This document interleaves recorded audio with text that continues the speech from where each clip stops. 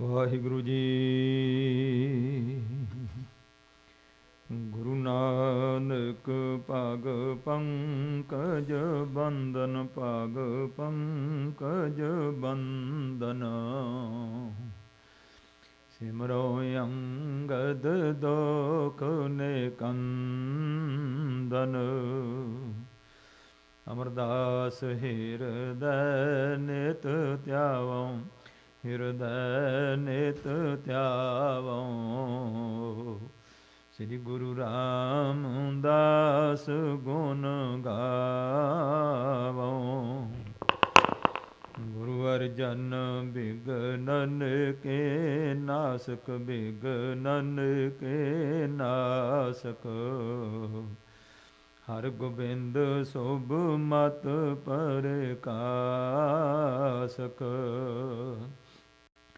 ਸ੍ਰੀ ਹਰਿ ਰਾਇ ਨਮੋ ਕਰ ਜੋਰੀ, ਨਮੋ ਕਰ ਜੋਰੀ। ਸ੍ਰੀ ਹਰਿ ਕ੍ਰਿਸ਼ਨ ਮਨਾਏ ਬਹੋਰੀ। ਤੇਗ ਬਹਾਦਰ ਪਰਮ ਕਿਰਪਾਲਾ, ਵਾਹਿਗੁਰੂ ਪਰਮ ਕਿਰਪਾਲਾ। ਸ੍ਰੀ ਗੁਰੂ ਗੋਬਿੰਦ ਸਿੰਘ ਬਿਸਾਲਾ। ਤਰੋਂ ਤਰਾ ਭਾਰੇ ਪੁਨ ਪੁਨ ਸੀਸਾ, ਵਾਹਿਗੁਰੂ ਪੁਨ ਪੁਨ ਸੀਸਾ।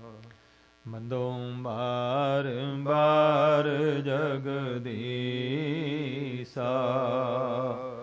ਜਿਸਮੈ ਅੰਮ੍ਰਿਤ ਗਿਆਨ ਹੈ, ਮਾਣਕ ਭਗਤ ਵੈਰਾਗ। ਗੁਰੂ ਗ੍ਰੰਥ ਸਾਹਿਬ ਉਦਦ, ਬੰਦੋਂ ਕਰ ਅਨੁਰਾਗ। ਸ੍ਰੀ ਗੁਰ ਸ਼ਬਦ ਕਮਾਏ ਜਿਨ, ਜੀਤੇ ਪੰਚ ਵਿਕਾਰ। ਤਿਨ ਸੰਤਨ ਕੋ ਬੰਦਨਾ, ਸਿਰ ਚਰਣਨ ਪਰ ਧਾਰ। ਏਕ ਓੰਕਾਰਾ ਸਤਿਗੁਰੂ, ਤਿਹ ਪ੍ਰਸਾਦ ਸਚ ਹੋਏ। ਵਾਹਿਗੁਰੂ ਜੀ ਕੀ ਫਤਿਹ, ਬਿਘਨ ਵਿਨਾਸਨ ਸੋਏ। ਵਾਹਿਗੁਰੂ ਜੀ ਕੀ ਫਤਿਹ, ਬਿਘਨ ਵਿਨਾਸਨ ਸੋਏ। ਵਾਹਿਗੁਰੂ ਸਾਹਿਬ ਜੀ ਦੋਹਰਾ। ਅਲਖ ਅਭੇਖ ਅਨੰਤ ਪ੍ਰਭ, ਜਿਹ ਗਤ ਲਖੀ ਨਾ ਜਾਹੇ। ਬੰਦਨ ਪਦ ਅਰਬਿੰਦ ਤਿਹ, ਡਾਢਾ ਬੇਪਰਵਾਹੇ। ਅਲਖ ਅਭੇਖ ਅਨੰਤ ਪ੍ਰਭ। ਵਾਹਿਗੁਰੂ ਜੀ ਕਾ ਖਾਲਸਾ, ਵਾਹਿਗੁਰੂ ਜੀ ਕੀ ਫਤਿਹ। ਗੁਰੂ ਗਰੀਬ ਨਵਾਜ ਪਤਿਤ ਪਾਵਨ, ਭਗਤ ਵਛਲ ਕਿਰਪਾ ਦੇ ਖਜ਼ਾਨੇ। ਧੰਨ ਧੰਨ ਸਾਹਿਬ ਸਤਿਗੁਰੂ ਸ੍ਰੀ ਗੁਰੂ ਨਾਨਕ ਮਹਾਰਾਜ ਸਤਿਗੁਰਾਂ ਦੀ ਸਾਜੀ ਨਿਵਾਜੀ ਗੁਰੂ ਸਵਾਰੀ ਸਾਧ ਸੰਗਤ ਜੀਓ। ਸਾਹਿਬ ਸਤਿਗੁਰੂ ਸ੍ਰੀ ਗੁਰੂ ਨਾਨਕ ਪਾਤਸ਼ਾਹ ਮਹਾਰਾਜ ਜੀ ਦਾ ਪਾਵਨ ਪਵਿੱਤਰ ਇਤਿਹਾਸ, ਸ੍ਰੀ ਗੁਰੂ ਨਾਨਕ ਪ੍ਰਕਾਸ਼ ਲੜੀਵਾਰ ਕਥਾ ਰੂਪ ਵਿੱਚ ਅਸੀਂ ਸਰਵਣ ਕਰ ਰਹੇ ਹਾਂ। ਇਸ ਪਾਵਨ ਪਵਿੱਤਰ ਇਤਿਹਾਸ ਨੂੰ ਇਕੱਤਰ ਕਰਨਾ, ਲਿਖਣਾ ਇੱਕ ਬਹੁਤ ਵੱਡਾ ਕਾਰਜ ਸੀ। ਕਲਗੀਆਂ ਵਾਲੇ ਸ਼ਹਿਨਸ਼ਾਹ ਪਿਤਾ ਸਤਿਗੁਰੂ ਨੇ ਮਹਾਨ ਬਖਸ਼ਿਸ਼ ਕੀਤੀ। ਟਕਸਾਲ ਦੇ ਸੇਵਾਦਾਰ, ਵਿਦਿਆਰਥੀ ਰੂਪ ਵਿੱਚ ਵਿਦਵਾਨ ਭਾਈ ਸਾਹਿਬ ਭਾਈ ਸੰਤੋਖ ਸਿੰਘ ਸਾਹਿਬ ਜੀ, ਜੋ ਟਕਸਾਲ ਦੀ ਮਹਾਨ ਵਿਦਿਆ ਪ੍ਰਾਪਤ ਕੀਤੀ, ਬਚਪਨ ਤੋਂ ਹੀ ਇਹਨਾਂ ਨੂੰ ਕੁਝ ਪੂਰਬਲੇ ਸੰਸਕਾਰ ਸਨ। ਕਵਿਤਾ ਦੀ ਰਚਨਾ ਬਹੁਤ ਸੁੰਦਰ ਕਰ ਲਿਆ ਕਰਦੇ ਸਨ। ਦੱਸਿਆ ਹੈ ਇਹਨਾਂ ਦੇ ਜੀਵਨ ਦੇ ਅੰਦਰ ਕਿ ਛੋਟੀ ਅਵਸਥਾ ਦੇ ਵਿੱਚ ਇਹਨਾਂ ਨੇ ਜਦੋਂ ਵਿਚਰਨਾ, ਜਿੱਥੇ ਕੋਈ ਇਕੱਤਰਤਾ ਹੋਣੀ, ਬੀਬੀਆਂ ਭੈਣਾਂ ਹੋਣ, ਨੌਜਵਾਨ ਬਜ਼ੁਰਗ ਹੋਣ, ਇਹਨਾਂ ਨੂੰ ਘੇੜ ਕੇ ਖੜੇ ਕਰ ਲੈਣਾ ਤੇ ਕਹਿਣਾ ਸਾਨੂੰ ਕੋਈ ਕਵਿਤਾ ਸੁਣਾ।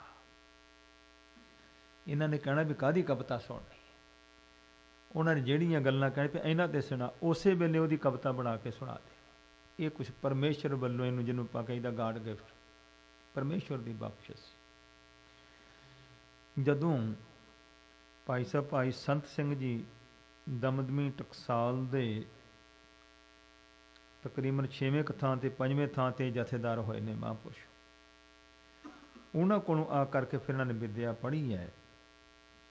ਵਿਦਿਆ ਪੜ੍ਹ ਕੇ 4 ਚੰਨ ਲੱਗੇ। ਟਕਸਾਲੀ ਵਿਦਿਆ ਪੜ੍ਹਨ ਦੇ ਨਾਲ ਨਾਲ ਜੀਵਨ ਵਾਲੇ ਮਹਾਂਪੁਰਖਾਂ ਤੋਂ ਸਿਮਰਨ ਦੀ ਛੋਹ ਵੀ ਨਾਲ ਨਾਲ ਮਿਲਦੀ ਹੈ ਕਿ ਜੋ ਅਸੀਂ ਸਤਿਗੁਰੂ ਪਾਤਸ਼ਾਹ ਜੀ ਦਾ ਜਸ ਪੜ੍ਹਨਾ ਸੁਣਨਾ ਉਪਦੇਸ਼ ਆਪਾਂ ਸੁਣਾਉਣੇ ਨੇ ਤੇ ਸੁਣਨੇ ਨੇ, ਉਹਨਾਂ ਨੂੰ ਕਮਾਉਣਾ ਵੀ ਹੈ, ਕਮਾਈ ਵਾਲੇ ਵੀ ਸਨ।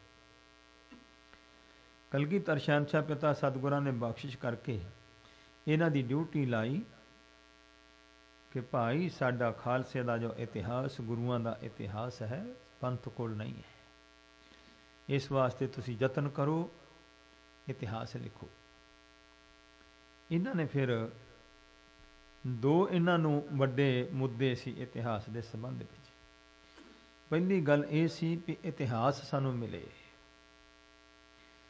ਉਹ ਇਤਿਹਾਸ ਜਿਸ ਤਰ੍ਹਾਂ ਜਨਮ ਸਾਖੀ ਗੁਰੂ ਸਾਹਿਬ ਦੀ, ਬਾਕੀ ਗੁਰੂ ਸਾਹਿਬ ਦਾ ਇਤਿਹਾਸ ਥੋੜ੍ਹਾ ਥੋੜ੍ਹਾ ਜਿੱਥੋਂ ਜਿੱਥੋਂ ਕਿਤੇ ਪ੍ਰਾਪਤ ਹੋ ਸਕਿਆ ਇਕੱਤਰ ਕਰਨਾ ਸੀ।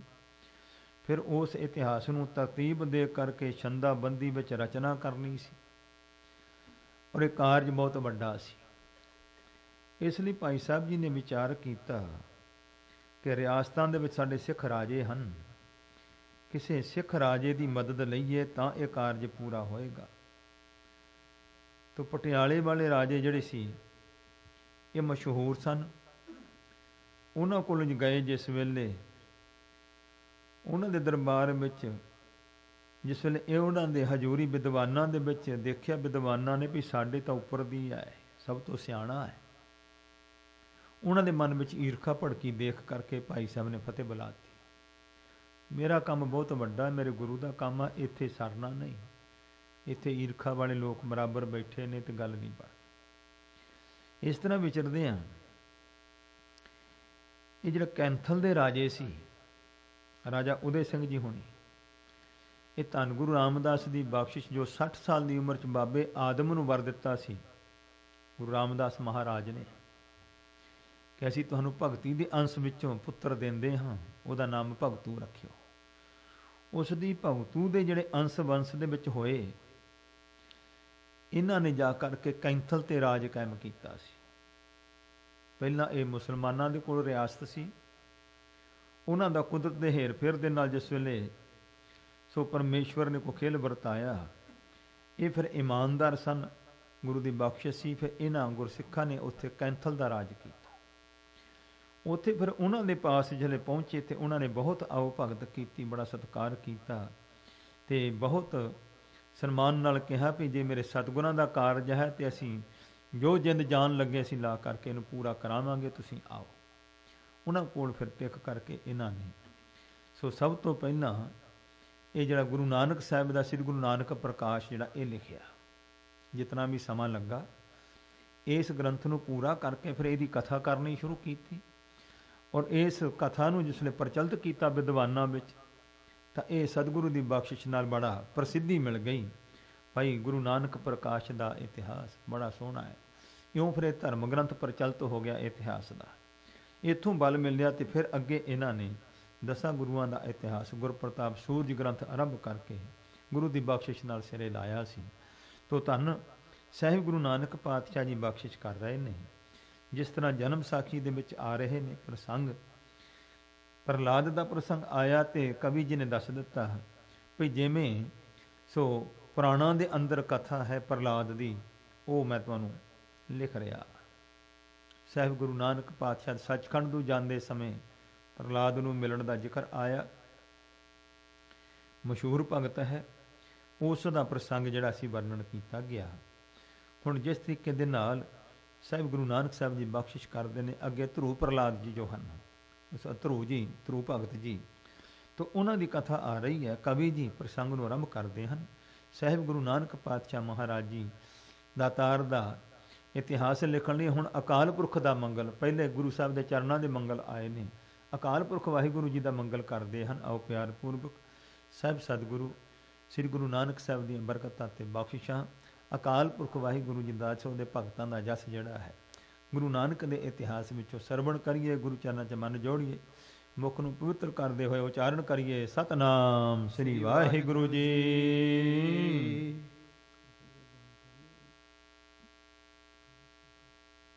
ਸੁਣਾ ਦਿਆਂ ਦੋਹਰਾ ਅਲਖ ਅਭੇਵ ਅਨੰਤ ਪ੍ਰਭ ਜਿਹੇ। ਤੋ ਕਵੀ ਜੀ ਕਹਿੰਦੇ ਨੇ ਅਲਖ, ਕਿਉਂਕਿ ਬਾਣੀ ਵਿੱਚ ਵੀ ਇਹ ਅਕਾਲ ਪੁਰਖ ਦਾ ਨਾਮ ਹੈ। ਇਹਨੂੰ ਅਲਖ ਹੀ ਮਹਾਂਪੁਰਖਾਂ ਨੇ ਪੜ੍ਹਾਇਆ ਕਿ ਅਲਖ ਅਲਖ ਅਭੇਖ ਅਨੰਤ ਪ੍ਰਭ। ਜੋ ਭੇਖਾਂ ਤੋਂ ਰਹਿਤ ਹੈ, ਅਸ਼ੁੱਧ ਮਨ ਕਰਕੇ ਨਾ ਲਖਿਆ ਜਾਣ ਵਾਲਾ ਹੈ। ਅਨੰਤ ਜੋ ਬੇਅੰਤ ਅਕਾਲ ਪੁਰਖ ਜੀ ਹੈ। ਜਿਹ ਗਤ ਲਖੀ ਨਾ ਜਾਹੇ। ਜਿਸ ਦੀ ਗਤੀ ਨੂੰ, ਜਿਹਦੀ ਮਰਜ਼ਾਦਾ ਨੂੰ ਸੋ ਕਹਿੰਦੇ ਨੇ ਭਾਈ ਲਖਿਆ ਨਹੀਂ ਜਾ ਸਕਦਾ, ਕੋਈ ਜਾਣ ਨਹੀਂ ਸਕਦਾ ਜੀ। ਬੰਧਨ ਪਦ ਅਰਬਿੰਦ ਤੇ। ਐਸੇ ਅਕਾਲ ਪੁਰਖ ਵਾਹਿਗੁਰੂ ਦੇ ਚਰਨਾਂ ਤੇ ਨਮਸਕਾਰ ਕਰਦੇ ਹਾਂ। ਡਾਢਾ ਬੇਪਰਵਾਹੇ। ਉਹ ਬਹੁਤ ਡਾਢਾ ਤਗੜਾ ਹੈ, ਬੜਾ ਹੀ ਬੇਪਰਵਾਹ ਹੈ। ਉਹਦੇ ਚਰਨ ਕਮਲਾਂ ਤੇ ਨਮਸਕਾਰ ਕਰਦੇ ਹਾਂ ਤੇ ਸਤਿਗੁਰਾਂ ਦਾ ਇਤਿਹਾਸ ਜਿਹੜਾ ਉਹ ਵਰਣਨ ਕਰਦੇ ਹਾਂ ਜੀ। ਸ੍ਰੀ ਬਾਲਾ ਸੰਦਰ ਵਾਚ। ਬਾਲਾ ਜੀ ਸੰਧੂ ਗੋਤ ਵਾਲੇ ਵਾਚ ਕਥਨ ਕਰਦੇ ਹਨ। ਚੌਪਈ ਸ੍ਰੀ ਅੰਗਦ ਜੀ ਸੁਨ ਇਤਿਹਾਸੂ। ਧੰਨ ਸਾਹਿਬ ਗੁਰੂ ਅੰਗਦ ਦੇਵ ਸਾਹਿਬ ਮਹਾਰਾਜ ਜੀ, ਇਤਿਹਾਸ ਸਰਵਣ ਕਰੋ। ਅਗਰਜ ਗਮਨੇ ਪੁਨ ਸੁਖ ਰਾਸੂ। ਧੰਨ ਮੇਰੇ ਸਤਿਗੁਰੂ ਨਾਨਕ ਪਾਤਸ਼ਾਹ ਜੀ ਪ੍ਰਹਲਾਦ ਭਗਤ ਜੀ ਨੂੰ ਮਿਲ ਕਰਕੇ ਉਹਦੀ ਕਥਾ ਆਦਿਕ ਸੋ ਬਚਨ ਵਿਲਾਸ ਕਰਕੇ ਮਹਾਰਾਜ ਅੱਗੇ ਚੱਲੇ ਹਨ। ਤਾਰੇ ਤਰੇ ਸ਼ੋਰ ਕਰ ਸਭ ਹੀ। ਤੋ ਜ਼ਿਕਰ ਮਿਲਦਾ ਕਹਿੰਦੇ ਵੀ ਸਾਰੇ ਤਾਰਾ ਮੰਡਲ ਵੀ ਥੱਲੇ ਰਹਿ ਗਿਆ ਹੈ, ਉੱਚੇ ਚਲੇ ਗਏ ਹਨ। ਊਰਦ ਪਹੁੰਚੇ ਸ੍ਰੀ ਗੁਰ ਜਬ ਹੀ। ਜਦੋਂ ਸਤਿਗੁਰੂ ਜੀ ਇਹਨਾਂ ਤਾਰਾ ਮੰਡਲ ਤੋਂ ਉੱਚੇ ਪਹੁੰਚੇ ਹਨ ਤਾਂ ਮਰਦਾਨੇ ਤਬ ਬੂਝਨ ਕੀਨੇ। ਭਾਈ ਮਰਦਾਨਾ ਜੀ ਨੇ ਬੁੱਝਿਆ, ਪੁੱਛਿਆ ਸਤਿਗੁਰਾਂ ਨੂੰ, ਮੁਝੇ ਬਤਾਵੋ ਪ੍ਰਭੂ ਪਰਬੀਨੇ। ਇਹ ਮੇਰੇ ਅੰਤਰਜਾਮੀ ਪ੍ਰਭੂ ਰੂਪ ਗੁਰੂ ਨਾਨਕ ਸਾਹਿਬ ਜੀ, ਕਿਰਪਾ ਕਰਕੇ ਮੈਨੂੰ ਦੱਸੋ ਜੀ। ਉਡਗਨ ਇਹਾ ਨਾ ਦੀਸਤ ਕੋ। ਮਹਾਰਾਜ ਇਸ ਮੰਡਲ ਦੇ ਵਿੱਚ ਤਾਰਾ ਤੇ ਉੱਪਰ ਕੋਈ ਦੀਦਾ ਨਹੀਂ। ਹਮ ਕਿਹ ਦਿਸ ਤਜ ਆਏ ਸੋ। ਤਾਂ ਉਹ ਮਹਾਰਾਜ ਕਿਹੜੇ ਪਾਸੇ ਛੱਡ ਕੇ ਆਏ ਹਾਂ। ਕਾਕੋ ਇਹ ਪ੍ਰਕਾਸ਼ ਪ੍ਰਕਾਸ਼ਾ। ਪਰ ਚਾਨਣ ਇੱਥੇ ਹੈਗਾ, ਇੱਥੇ ਚਾਨਣ ਪ੍ਰਕਾਸ਼ ਕਿਸ ਦਾ ਹੈ। ਅਤ ਉਜਲ ਸੁੰਦਰ ਸੁਖ ਰਾਸਾ। ਜੋ ਬਹੁਤ ਹੀ ਉਜਲ ਹੈ, ਬੜਾ ਸੁਖ ਦੇਣ ਵਾਲਾ ਪ੍ਰਕਾਸ਼। ਇੱਥੇ ਕਾਹਦਾ ਚਾਨਣ ਹੈ ਜੀ। ਸੁਨ ਸ੍ਰੀ ਨਾਨਕ ਬਚਨ ਉਚਾਰੇ। ਧੰਨ ਸਾਹਿਬ ਸਤਿਗੁਰੂ ਨਾਨਕ ਸਾਹਿਬ ਨੇ ਬਚਨ ਕੀਤੇ ਹਨ ਤਦੋਂ। ਹਮ ਤੇ ਤਰੇ ਰਹੇ ਅਬ ਤਾਰੇ। ਭਾਈ ਤਾਰੇ ਜਿਹੜੇ ਨੇ ਇਹ ਸਾਡੇ ਕੋਲੋਂ ਹੁਣ ਥੱਲੇ ਰਹਿ ਗਏ ਨੇ, ਕਿਉਂਕਿ ਇਹ ਜਿਹੜਾ ਧਰੂ ਤਾਰਾ ਇਹ ਸਭ ਤੋਂ ਉੱਚਾ ਮੰਨਿਆ ਗਿਆ ਹੈ ਔਰ ਸੱਚਖੰਡ ਦੇ ਨੇੜੇ ਮੰਨਿਆ ਗਿਆ ਹੈ। ਤੋ ਇੱਥੇ ਵੀ ਸੋ ਭਗਤ ਜੀ ਦੀ ਕਥਾ ਪ੍ਰਚਲਿਤ ਤਾਂ ਹੈ, ਪਰ ਜ਼ਿਆਦਾ ਵੇਰਵਾ ਜਿਹੜਾ ਹੈ ਸਾਡੇ ਗੁਰਬਾਣੀ ਵਿੱਚ ਨਹੀਂ ਆਇਆ। ਇਸ ਤਰੀਕੇ ਦੇ ਨਾਲ ਤੋ ਜਿਸ ਤਰੀਕੇ ਦੇ ਨਾਲ ਜਨਮ ਸਾਖੀਆਂ ਵਿੱਚ ਜਾਂ ਜਿਸ ਤਰੀਕੇ ਦੇ ਨਾਲ ਵਰਣਨ ਆਇਆ ਹੈ, ਕਵੀ ਜੀ ਉਹਦਾ ਵਰਣਨ ਕਰ ਰਹੇ ਨੇ। ਭਾਈ ਗੁਰਦਾਸ ਸਾਹਿਬ ਜੀ ਨੇ ਸੋ ਗੁਰੂ ਘਰ ਦੇ ਸਾਡੇ ਗੁਰਮਤਿ ਦੇ ਵਿੱਚ ਆਪਣੀਆਂ ਵਾਰਾਂ ਦੇ ਵਿੱਚ ਇਸ ਤਰੀਕੇ ਦੇ ਨਾਲ 10ਵੀਂ ਵਾਰ ਵਿੱਚ ਜਿੱਥੇ ਭਗਤਾਂ ਦੀ ਵਾਰ ਹੈ ਉਹਦੇ ਵਿੱਚ ਇੰਨਾ ਕੁ ਜ਼ਿਕਰ ਕੀਤਾ ਹੈ ਧਰੂ ਜੀ ਦਾ, ਉਹ ਆਪ ਜੀ ਸਰਵਣ ਕਰੋ। ਧਰੂ ਹੱਸਦਾ ਘਰ ਆਇਆ। ਤੋ ਕਹਿੰਦੇ ਧਰੂ ਹੱਸਦਾ, ਅਸੀਂ ਬੱਚਿਆਂ ਨਾਲ ਖੇਡਦਾ ਘਰ ਵਿੱਚ ਆਇਆ ਜਦੋਂ। ਕਰ ਪਿਆਰ ਪਿਓ ਕੁਛੜ ਲੀਤਾ। ਬੜਾ ਪ੍ਰੇਮ ਕਰਕੇ ਪਿਤਾ ਉਤਾਨਪਾਦ ਨੇ ਆਪਣੀ ਕੁਛੜ ਵਿੱਚ ਗੋਦੀ ਵਿੱਚ ਲਿਆ ਹੈ। ਬਾਹੋਂ ਪਕੜ ਉਠਾ ਲਿਆ। ਤੋ ਕਹਿੰਦੇ ਨੇ ਮਤੇਰ ਮਾਂ ਆ ਗਈ ਪਿਓ ਦੀ ਗੋਦੀ ਵਿੱਚੋਂ, ਸੋ ਨਰਾਦਰੀ ਦੇ ਨਾਲ ਬਾਹੋਂ ਪਕੜ ਕਰਕੇ ਚਪੇੜ ਮਾਰ ਕੇ ਠਾ ਦਿੱਤਾ ਉਸ ਨੂੰ। ਮਨ ਵਿੱਚ ਰੋਸ ਮਤਰਈ ਕੀਤਾ। ਬੜਾ ਕ੍ਰੋਧ ਕੀਤਾ ਹੈ ਮਤਰੇ ਮਾਂ ਨੇ ਕਿ ਮੇਰੇ ਹੁੰਦਿਆਂ ਸੁੰਦਿਆਂ, ਮੇਰੇ ਪੁੱਤਰ ਦੇ ਹੁੰਦਿਆਂ ਤੂੰ ਕਿਵੇਂ ਇੱਥੇ ਬੈਠ ਗਿਆ, ਮੇਰੀ ਸੌਂਕਣ ਦਾ ਪੁੱਤ ਹੈ ਤੂੰ। ਡੱਡੋ ਲਿਕਾ ਮਾਂ ਪੁੱਛੇ। ਤੋ ਜਿਸ ਤਰ੍ਹਾਂ ਬੱਚਾ ਫਿਰ ਰੋਂਦਾ ਤੇ ਹਟਕੋਰੇ ਹੋ ਕੇ ਭਰਦਾ, ਇਉਂ ਡੱਡੋ ਲਿਕਾ ਹੋ ਕੇ ਭਰਦਾ ਹੋਇਆ ਮਾਂ ਦੇ ਕੋਲ ਚਲਾ ਗਿਆ। ਤੂੰ ਸਵਾਣੀ ਹੈ ਕਿ ਸਰੀਤਾ। ਤੇ ਮਾਂ ਨੂੰ ਪੁੱਛਦਾ ਮਾਤਾ ਭਈ ਤੂੰ ਸੁਆਣੀ ਰਾਜੇ ਦੀ ਪਟਰਾਣੀ ਹੈ ਕਿ ਜਾਂ ਸਰੀਤਾ ਕੋਈ ਗੋਲੀ ਆਦਿਕ ਹੈ ਤੂੰ। ਸਵਾਣੀ ਹਾਂ ਜਨਮ ਦੀ। ਮਾਤਾ ਨੇ ਕਿਹਾ ਕਿ ਪੁੱਤਰ ਮੈਂ ਜਨਮ ਦੀ ਸੁਆਣੀ ਹਾਂ, ਮੈਂ ਰਾਜੇ ਦੇ ਘਰ ਰਾਜਕੁਮਾਰੀ ਹੋ ਕੇ ਜਨਮ ਲਿਆ, ਤੇਰੇ ਪਿਤਾ ਰਾਜੇ ਨੇ ਵਿਆਹੀ ਹੋਈ ਆਈ ਸੁਆਣੀ ਪਟਰਾਣੀ ਹਾਂ ਮੈਂ। ਨਾਮ ਨਾ ਭਗਤੀ ਕਰਮ ਦਰੜੀਤਾ। ਪੁੱਤਰ ਪੁੱਛਦਾ ਮਾਤਾ ਫਿਰ ਸਾਡਾ ਮੇਰਾ ਇੰਨਾ ਨਰਾਦਰ ਕਿਉਂ, ਜੇ ਤੂੰ ਪਟਰਾਣੀ ਹੈ, ਰਾਣੀ ਹੈ ਰਾਜੇ ਦੀ, ਕਿ ਫਿਰ ਰਾਜੇ ਦਾ ਮੈਂ ਪੁੱਤਰ ਹਾਂ ਤੇ ਮੇਰਾ ਪਿਤਾ ਹੀ ਰਾਜਾ ਮੇਰਾ ਨਿਰਾਦਰ ਕਰ ਰਿਹਾ ਹੈ। ਸੋ ਮਤੇਰ ਮਾਂ ਨੇ ਇੰਨਾ ਕੀਤਾ ਮੇਰੇ ਨਾਲ ਤੇ ਪਿਓ ਨੇ ਜਰਾ ਹਾਮੀ ਭਰੀ ਨਹੀਂ ਮੇਰੀ, ਕਾਰਨ ਕੀ ਹੈ? ਤਾਂ ਕਹਿੰਦੀ ਹੈ ਮਾਤਾ, ਸੋ ਕਹਿੰਦੇ ਨੇ ਵੀ ਮੈਂ ਜਨਮ ਦੀ ਤਸਵਾਣੀ ਹੈ, ਨਾਮ ਨਾ ਭਗਤੀ ਕਰਮ ਦ੍ਰਿੜੀਤਾ। ਪੁੱਤਰ ਇਹ ਰਾਜ ਭਾਗ ਮਿਲਦੇ ਨੇ ਪਰਮੇਸ਼ਰ ਦੇ ਨਾਮ ਭਜਨ ਤਪ ਕਰਕੇ। ਅਸੀਂ ਇਸ ਪ੍ਰਕਾਰ ਸੋ ਭਗਤੀ ਨਹੀਂ ਕੀਤੀ ਹੈ, ਨਾਮ ਦਾ ਸਿਮਰਨ ਇੰਨਾ ਨਹੀਂ ਕੀਤਾ, ਜਿਸ ਕਰਕੇ ਸਾਡੀ ਇਹ ਹਾਲਤ ਹੈ। ਕਿਸ ਉਦਮ ਤੇ ਰਾਜ ਮਿਲੇ। ਫਿਰ ਪੁੱਤਰ ਪੁੱਛਦਾ ਮਾਤਾ ਜੀ ਰਾਜ ਕਿੱਦਾਂ ਮਿਲੂਗਾ? ਰਾਜੇ ਦੇ ਪੁੱਤਰ ਹੈ, ਫਿਰ ਰਾਜ ਕਰਨਾ ਬਣਦਾ ਹੈ। ਇਸ ਵਾਰ ਰਾਜ ਕਿੱਦਾਂ, ਕਿਹੜੇ ਉਦਮ ਨਾਲ ਰਾਜ ਮਿਲੂਗਾ? ਸਤਰੂ ਤੇ ਸਭ ਹੋਵਨ ਮੀਤਾ। ਤੇ ਜਿਹੜੇ ਦੁਸ਼ਮਣ ਨੇ ਇਸ ਤਰ੍ਹਾਂ ਨਰਾਦਰੀ ਕਰਨ ਵਾਲੇ ਇਹ ਮਿੱਤਰ ਬਣ ਜਾਣ, ਐਸਾ ਕਿਹੜਾ ਯਤਨ ਹੈ? ਪਰਮੇਸ਼ਰ ਆਰਾਧੀ ਹੈ। ਮਾਤਾ ਸਿਆਣੀ ਸੀ, ਧਰੂ ਦੀ ਮਾਤਾ ਪੂਰੀ ਮਾਤਾ ਮੰਨੀ ਗਈ, 2.5 ਮਾਵਾਂ ਦੁਨੀਆ 'ਚ ਮੰਨੀਆਂ ਗਈਆਂ ਨੇ। ਇਸ ਪ੍ਰਕਾਰ ਸੋ ਕਹਿੰਦੇ ਨੇ ਮਾਤਾ ਨੇ ਕਿਹਾ ਇਸ ਪ੍ਰਕਾਰ ਸੋ ਕਹਿੰਦੇ ਮਾਲਕ ਪਰਮੇਸ਼ਰ ਆਰਾਧੀ, ਪਰਮੇਸ਼ਰ ਵਾਹਿਗੁਰੂ ਦੀ ਆਰਾਧਨਾ ਧਿਆਨ ਕਰਨਾ ਚਾਹੀਦਾ, ਸਿਮਰਨ ਕਰਨਾ ਚਾਹੀਦਾ ਹੈ। ਜਿੱਦੂ ਹੋਈਏ ਪਤਿਤ ਪੁਨੀਤਾ। ਜਿਸ ਕਰਕੇ ਪਾਪੀਆਂ ਤੋਂ ਵੀ ਪਵਿੱਤਰ ਹੋ ਜਾਈਦਾ ਹੈ ਉਸ ਦੇ ਨਾਮ ਦਾ ਸਿਮਰਨ ਕਰਕੇ। ਬਾਹਰ ਚੱਲਿਆ ਕਰਨ ਤਪ। ਹੁਣ ਮਾਂ ਨੇ ਉਪਦੇਸ਼ ਕੀਤਾ ਤੇ ਪੁੱਤਰ 5 ਸਾਲ ਦੀ ਉਮਰ ਹੈ, ਤੋ ਚੱਲਿਆ ਹੈ ਤਪੱਸਿਆ ਕਰਨ ਵਾਸਤੇ ਜੰਗਲਾਂ ਨੂੰ। ਮਨ ਬੈਰਾਗੀ ਹੋਏ ਅਤੀਤਾ। ਮਨ 'ਚ ਬੈਰਾਗ ਹੋ ਗਿਆ ਹੈ ਤੇ ਅਤੀਤ ਬਰਕਤ ਹੋ ਕਰਕੇ ਚੱਲ ਪਿਆ। ਨਾਰਦ ਮੁਨ ਉਪਦੇਸਿਆ। ਰਸਤੇ ਵਿੱਚ ਨਾਰਦ ਮੁਨੀ ਮਿਲਿਆ ਹੈ। ਨਾਮ ਨਿਧਾਨ ਅੰਮ੍ਰਿਉ ਰਸ ਪੀਤਾ। ਤਾਂ ਉਸ ਨੇ ਜਿਸਲੇ ਨਾਮ ਦਾ ਉਪਦੇਸ਼ ਦਿੱਤਾ, ਉਹ ਜੋ ਨਾਮ ਖਜ਼ਾਨਾ ਹੈ ਪਰਮੇਸ਼ਵਰ ਦਾ, ਸੋ ਕਹਿੰਦੇ ਨੇ ਉਸ ਦਾ ਸਿਮਰਨ ਕਰਕੇ ਨਾਮ ਅੰਮ੍ਰਿਤ ਰਸ ਨੂੰ ਪੀਤਾ। ਇਸ ਨੇ ਇਤਨਾ ਤਪ ਕੀਤਾ। ਪਿੱਛੋਂ ਰਾਜੇ ਸੱਦਿਆ। ਜਦੋਂ ਪਿਤਾ ਨੂੰ ਪਤਾ ਲੱਗਾ ਕਿ ਮੇਰਾ ਪੁੱਤਰ ਜਿਹੜਾ ਹੈ ਬਾਲਕ ਹੈ ਅਜੇ, ਉਹ ਤਪੱਸਿਆ ਕਰਨ ਚੱਲ ਪਿਆ ਜੰਗਲਾਂ ਨੂੰ, ਤੇ ਜੰਗਲਾਂ ਵਿੱਚ ਮਹਿਲਾਂ ਵਿੱਚ ਰਹਿਣ ਵਾਲਾ ਰਾਜੇ ਦਾ ਪੁੱਤਰ ਜੰਗਲਾਂ ਦੇ ਕਸ਼ਟ ਕਿਵੇਂ ਸਹਾਰੂਗਾ? ਪਿਤਾ ਨੇ ਮਗਰੋਂ ਸੰਦੇਸ਼ਾ ਭੇਜਿਆ ਹੈ, ਇਸ ਪ੍ਰਕਾਰ ਸੱਦ ਲਿਆ ਮਗਰੋਂ। ਅਬ ਚਲ ਰਾਜ ਕਰਹੁ ਨਿਤ ਨੀਤਾ।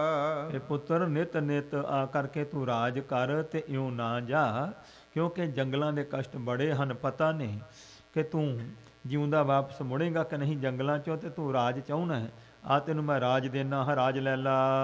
ਹਾਰ ਚੱਲੇ ਗੁਰਮੁਖ ਜਗ ਜੀਤਾ। ਤਾਂ ਕਹਿੰਦੇ ਨੇ ਫਿਰ ਇਸ ਧਰੂ ਨੇ ਕਿਹਾ ਕਿ ਜਿਸ ਪਰਮੇਸ਼ਵਰ ਦਾ ਭਜਨ ਕਰਨ ਵਾਸਤੇ ਤੁਰਨ ਲੱਗਿਆਂ ਹੀ ਅੱਧਾ ਰਾਜ ਮਿਲਦਾ ਹੈ, ਤੇ ਜੇ ਮੈਂ ਉਸ ਦਾ ਭਜਨ ਕਰੂੰ ਤਾਂ ਫਿਰ ਕਿੰਨਾ ਮਿਲੂਗਾ? ਇਉਂ ਜਾਣ ਕੇ ਮੁੜਿਆ ਨਹੀਂ ਸੀ। ਤੋ ਹਾਰ ਚੱਲੇ। ਤੋ ਕਹਿੰਦੇ ਨੇ ਵੀ ਆਮ ਜਦੋਂ ਦੇਖਿਆ ਜਾਂਦਾ ਹੈ ਕਿ ਜਿਹੜੇ ਪਰਮੇਸ਼ਵਰ ਦੇ ਭਗਤੀ ਵਾਲੇ ਨੇ, ਸੋ ਗੁਰਮੁਖ ਲੋਕ ਨੇ, ਭਈ ਦੁਨੀਆ ਦੇ ਸਾਹਮਣੇ ਉਹ ਜਦੋਂ ਨਿਮਰਤਾ ਧਾਰਦੇ ਕਹਿੰਦੇ ਵੀ ਹਾਰ ਗਏ, ਅਸਲ ਵਿੱਚ ਉਹ ਜੱਗ ਨੂੰ ਜਿੱਤ ਜਾਂਦੇ ਆ। ਉਹਨਾਂ ਦੀ ਹਾਰ ਸਾਹਿਬ ਗੁਰੂ ਨਾਨਕ ਸਾਹਿਬ ਦੇ ਪ੍ਰਸੰਗ ਸੋ ਸਿੱਧਾਂ ਦੇ ਨਾਲ ਜਿਸ ਵੇਲੇ ਮਹਾਰਾਜ ਨੇ ਕੀਤਾ, ਤੇ ਸਿੱਧ ਸਮਝਦੇ ਨੇ ਵੀ ਮਹਾਰਾਜ ਸਾਡੇ ਕੋਲ ਹਾਰ ਗਏ ਨੇ, ਬੋਲਦੇ ਨਹੀਂ ਸਾਡੇ ਸਾਹਮਣੇ। ਪਰ ਜਦੋਂ ਮੇਰੇ ਸਤਿਗੁਰੂ ਨੇ ਬਖਸ਼ਿਸ਼ ਕੀਤੀ, ਮੁੜ ਕੇ ਫਿਰ ਮਹਾਰਾਜ ਨੇ ਐਸੀ ਜਿੱਤ ਪ੍ਰਾਪਤ ਕੀਤੀ, ਸਾਰਾ ਜਗਤ ਨੇ ਜਿੱਤ ਨੂੰ ਪਛਾਣਿਆ। ਇਉਂ ਹਾਰ ਚੱਲੇ ਗੁਰਮੁਖ। ਗੁਰਮੁਖਾਂ ਨੇ ਜੱਗ ਨੂੰ ਜਿੱਤਿਆ, ਜੋ ਸਮਝਦੇ ਹਾਰ ਜਾਂਦੇ ਹਨ। ਮਨਮੁਖ ਹਾਰਦੇ, ਗੁਰਮੁਖ ਜਿੱਤਦੇ ਹਨ। ਨੀਚੇ ਕਰਮੁਖ ਲਿਹੋ ਨਿਹਾਰੀ। ਤੋ ਇਸ ਪ੍ਰਕਾਰ ਸੋ ਧਰੂ ਜੀ ਦਾ ਇਹ ਜ਼ਿਕਰ ਜਿਹੜਾ ਸਾਡੇ ਗੁਰਮਤਿ ਵਿੱਚ ਆਇਆ, ਤੇ ਬਾਣੀ ਵਿੱਚ ਵੀ ਇਸ ਦੇ ਪ੍ਰਮਾਣ ਤਾਂ ਦਿੱਤੇ ਗਏ ਨੇ, ਕੋਈ ਜ਼ਿਆਦਾ ਇਸ ਦਾ ਇਤਿਹਾਸ ਨਹੀਂ ਆਇਆ। ਕਵੀ ਜੀ ਹੋਰ ਇਤਿਹਾਸਾਂ ਵਿੱਚੋਂ ਲੈ ਕਰਕੇ ਇਤਿਹਾਸ ਲਿਖ ਰਹੇ ਨੇ। ਤੋ ਮਹਾਰਾਜ ਕਹਿੰਦੇ ਨੇ ਭਾਈ ਤੁਸੀਂ ਇੰਝ ਕਰੋ, ਨੀਵੇਂ ਥੱਲੇ ਪਾਸੇ ਦੇਖੋ, ਉੱਪਰ ਜੋ ਤੁਸੀਂ ਦੇਖਦੇ ਹੋ ਪਿਤਾਰੇ ਨਹੀਂ ਦਿਸਦੇ, ਤਾਂ ਰਹੇ ਪ੍ਰਕਾਸ਼ ਸਥਾਨ ਨਿਚ ਝਾਰੀ। ਇਸ ਪ੍ਰਕਾਰ ਸਾਰੇ ਹੀ ਸੋ ਪ੍ਰਕਾਸ਼ ਸਥਾਨ ਤਾਰਿਆਂ ਦਾ ਜਿਹੜਾ ਉਹ ਥੱਲੇ ਰਹਿ ਗਿਆ ਹੈ, ਸਾਰੇ ਸਮੂਹ ਜਿਤਨੇ ਹਨ। ਹਮ ਤੇ ਊਰਦ ਏਕ ਲਖੀਜੈ। ਕਹਿੰਦੇ ਸਾਡੇ ਉੱਪਰ ਹੁਣ ਇੱਕੋ ਹੀ ਤਾਰਾ ਰਹਿੰਦਾ ਹੈ। ਨਾਮ ਧਰੂ ਜਿਹ ਪ੍ਰਗਟ ਪਨੀਜੈ। ਤੇ ਜਿਸ ਨੂੰ ਪ੍ਰਗਟ ਹੀ ਜਿਹਦਾ ਨਾਮ ਧਰੂ ਕਿਹਾ ਜਾਂਦਾ ਹੈ। ਬਾਣੀ ਵਿੱਚ ਆਇਆ ਜੇਕਰ ਕਿ ਧਰੂ ਅਟਲ ਅਜਹੂ ਨਾ ਟਰਿਓ। ਜਿਹੜਾ ਧਰੂ ਤਾਰਾ ਕਹਿੰਦੇ ਆਪਣੀ ਜਗ੍ਹਾ ਤੇ ਸਦਾ ਨਿਸ਼ਚਲ ਹੈ, ਬਾਕੀ ਤਾਰਾ ਮੰਡਲ ਸਾਰਾ ਕੁਝ ਘੁੰਮਦਾ ਹੈ। ਧਰੂ ਤਾਰਾ ਜਿਹੜਾ ਉਹ ਨਹੀਂ ਹਿਲਦਾ ਆਪਣੀ ਜਗ੍ਹਾ ਤੋਂ, ਇਹ ਮੰਨਿਆ ਗਿਆ ਹੈ। ਤਾਂ ਕੋ ਇਹ ਪ੍ਰਕਾਸ਼ ਕਨੇਰੋ। ਭਾਈ ਇੱਥੇ ਜਿਹੜਾ ਪ੍ਰਕਾਸ਼ ਹੈ ਉਹ ਸੋ ਧਰੂ ਤਾਰੇ ਦਾ ਹੈ। ਇਉਂ ਮਹਾਰਾਜ ਨੇ ਕਹਿੰਦੇ ਬਿਆਨ ਕੀਤਾ। ਲਗ ਬੈ ਤਪ ਜਿਨ ਕੀਨ ਬਡੇਰੋ, ਛੋਟੀ ਉਮਰ ਵਿੱਚ ਬਹੁਤ ਵੱਡਾ ਕਠਨ ਤਪ ਜਿਹਨੇ ਸਾਧਿਆ ਸੀ। ਸਭ ਤੈ ਊਚੋ ਅਬਚਲ ਰਾਜੂ, ਤੋ ਸਭ ਤੋਂ ਉੱਚਾ ਤੇ ਉਹਦਾ ਅਚਲ ਰਾਜ ਪਰਮੇਸ਼ਰ ਨੇ ਦਿੱਤਾ ਹੋਇਆ ਹੈ। ਸੰਜੂਤ ਸੋਭਾ ਰਹਿਓ ਬਿਰਾਜੂ, ਤੋ ਬੜੀ ਸੋਭਾ ਦੇ ਸਮੇਤ ਕਹਿੰਦੇ ਬਿਰਾਜਮਾਨ ਹੋ ਕਰਕੇ ਟਿਕਿਆ ਹੋਇਆ ਹੈ ਰਾਜਾ ਧਰੂ ਤਾਰਾ ਜਿਹੜਾ ਹੈ। ਬੋਲਿਓ ਮਰਦਾਨਾ ਵੱਡ ਭਾਗੀ, ਵੱਡੇ ਭਾਗਾ ਵਾਲਾ ਮਰਦਾਨਾ ਬੋਲਿਆ ਕਹਿੰਦਾ ਸਤਿਗੁਰਾਂ ਨੂੰ, ਕਥਾ ਸੁਨਨ ਕੋ ਜਿਹ ਰੁਚ ਜਾਗੀ, ਮਨ ਵਿੱਚ ਰੁਚੀ ਜਾਗੀ ਹੈ। ਮਾਰੇ ਫਿਰ ਧਰੂ ਦੀ ਕਥਾ ਵੀ ਸੁਣੀ ਹੈ, ਪ੍ਰਹਲਾਦ ਦੀ ਸੁਣੀ ਹੈ। ਸ੍ਰੀ ਗੁਰ ਜੀ ਇਹ ਸਰਬ ਪ੍ਰਸੰਗਾ, ਮਹਾਰਾਜ ਇਹ ਜਿਹੜਾ ਸਾਰਾ ਪ੍ਰਸੰਗ ਹੈ, ਕਠਨ ਤਪ ਕੀਤਾ ਬਾਲ ਅਵਸਥਾ ਵਿੱਚ ਮਹਾਰਾਜ ਕਿੱਦਾਂ ਕੀਤਾ ਸਾਰਾ ਜੋ ਪ੍ਰਸੰਗ ਹੈ। ਜਿਉ ਪਾਇਓ ਉਨ ਥਾਨ ਉਤੰਗਾ, ਜਿਵੇਂ ਇਤਨਾ ਉੱਚ ਸਥਾਨ ਪ੍ਰਾਪਤ ਕੀਤਾ ਹੈ।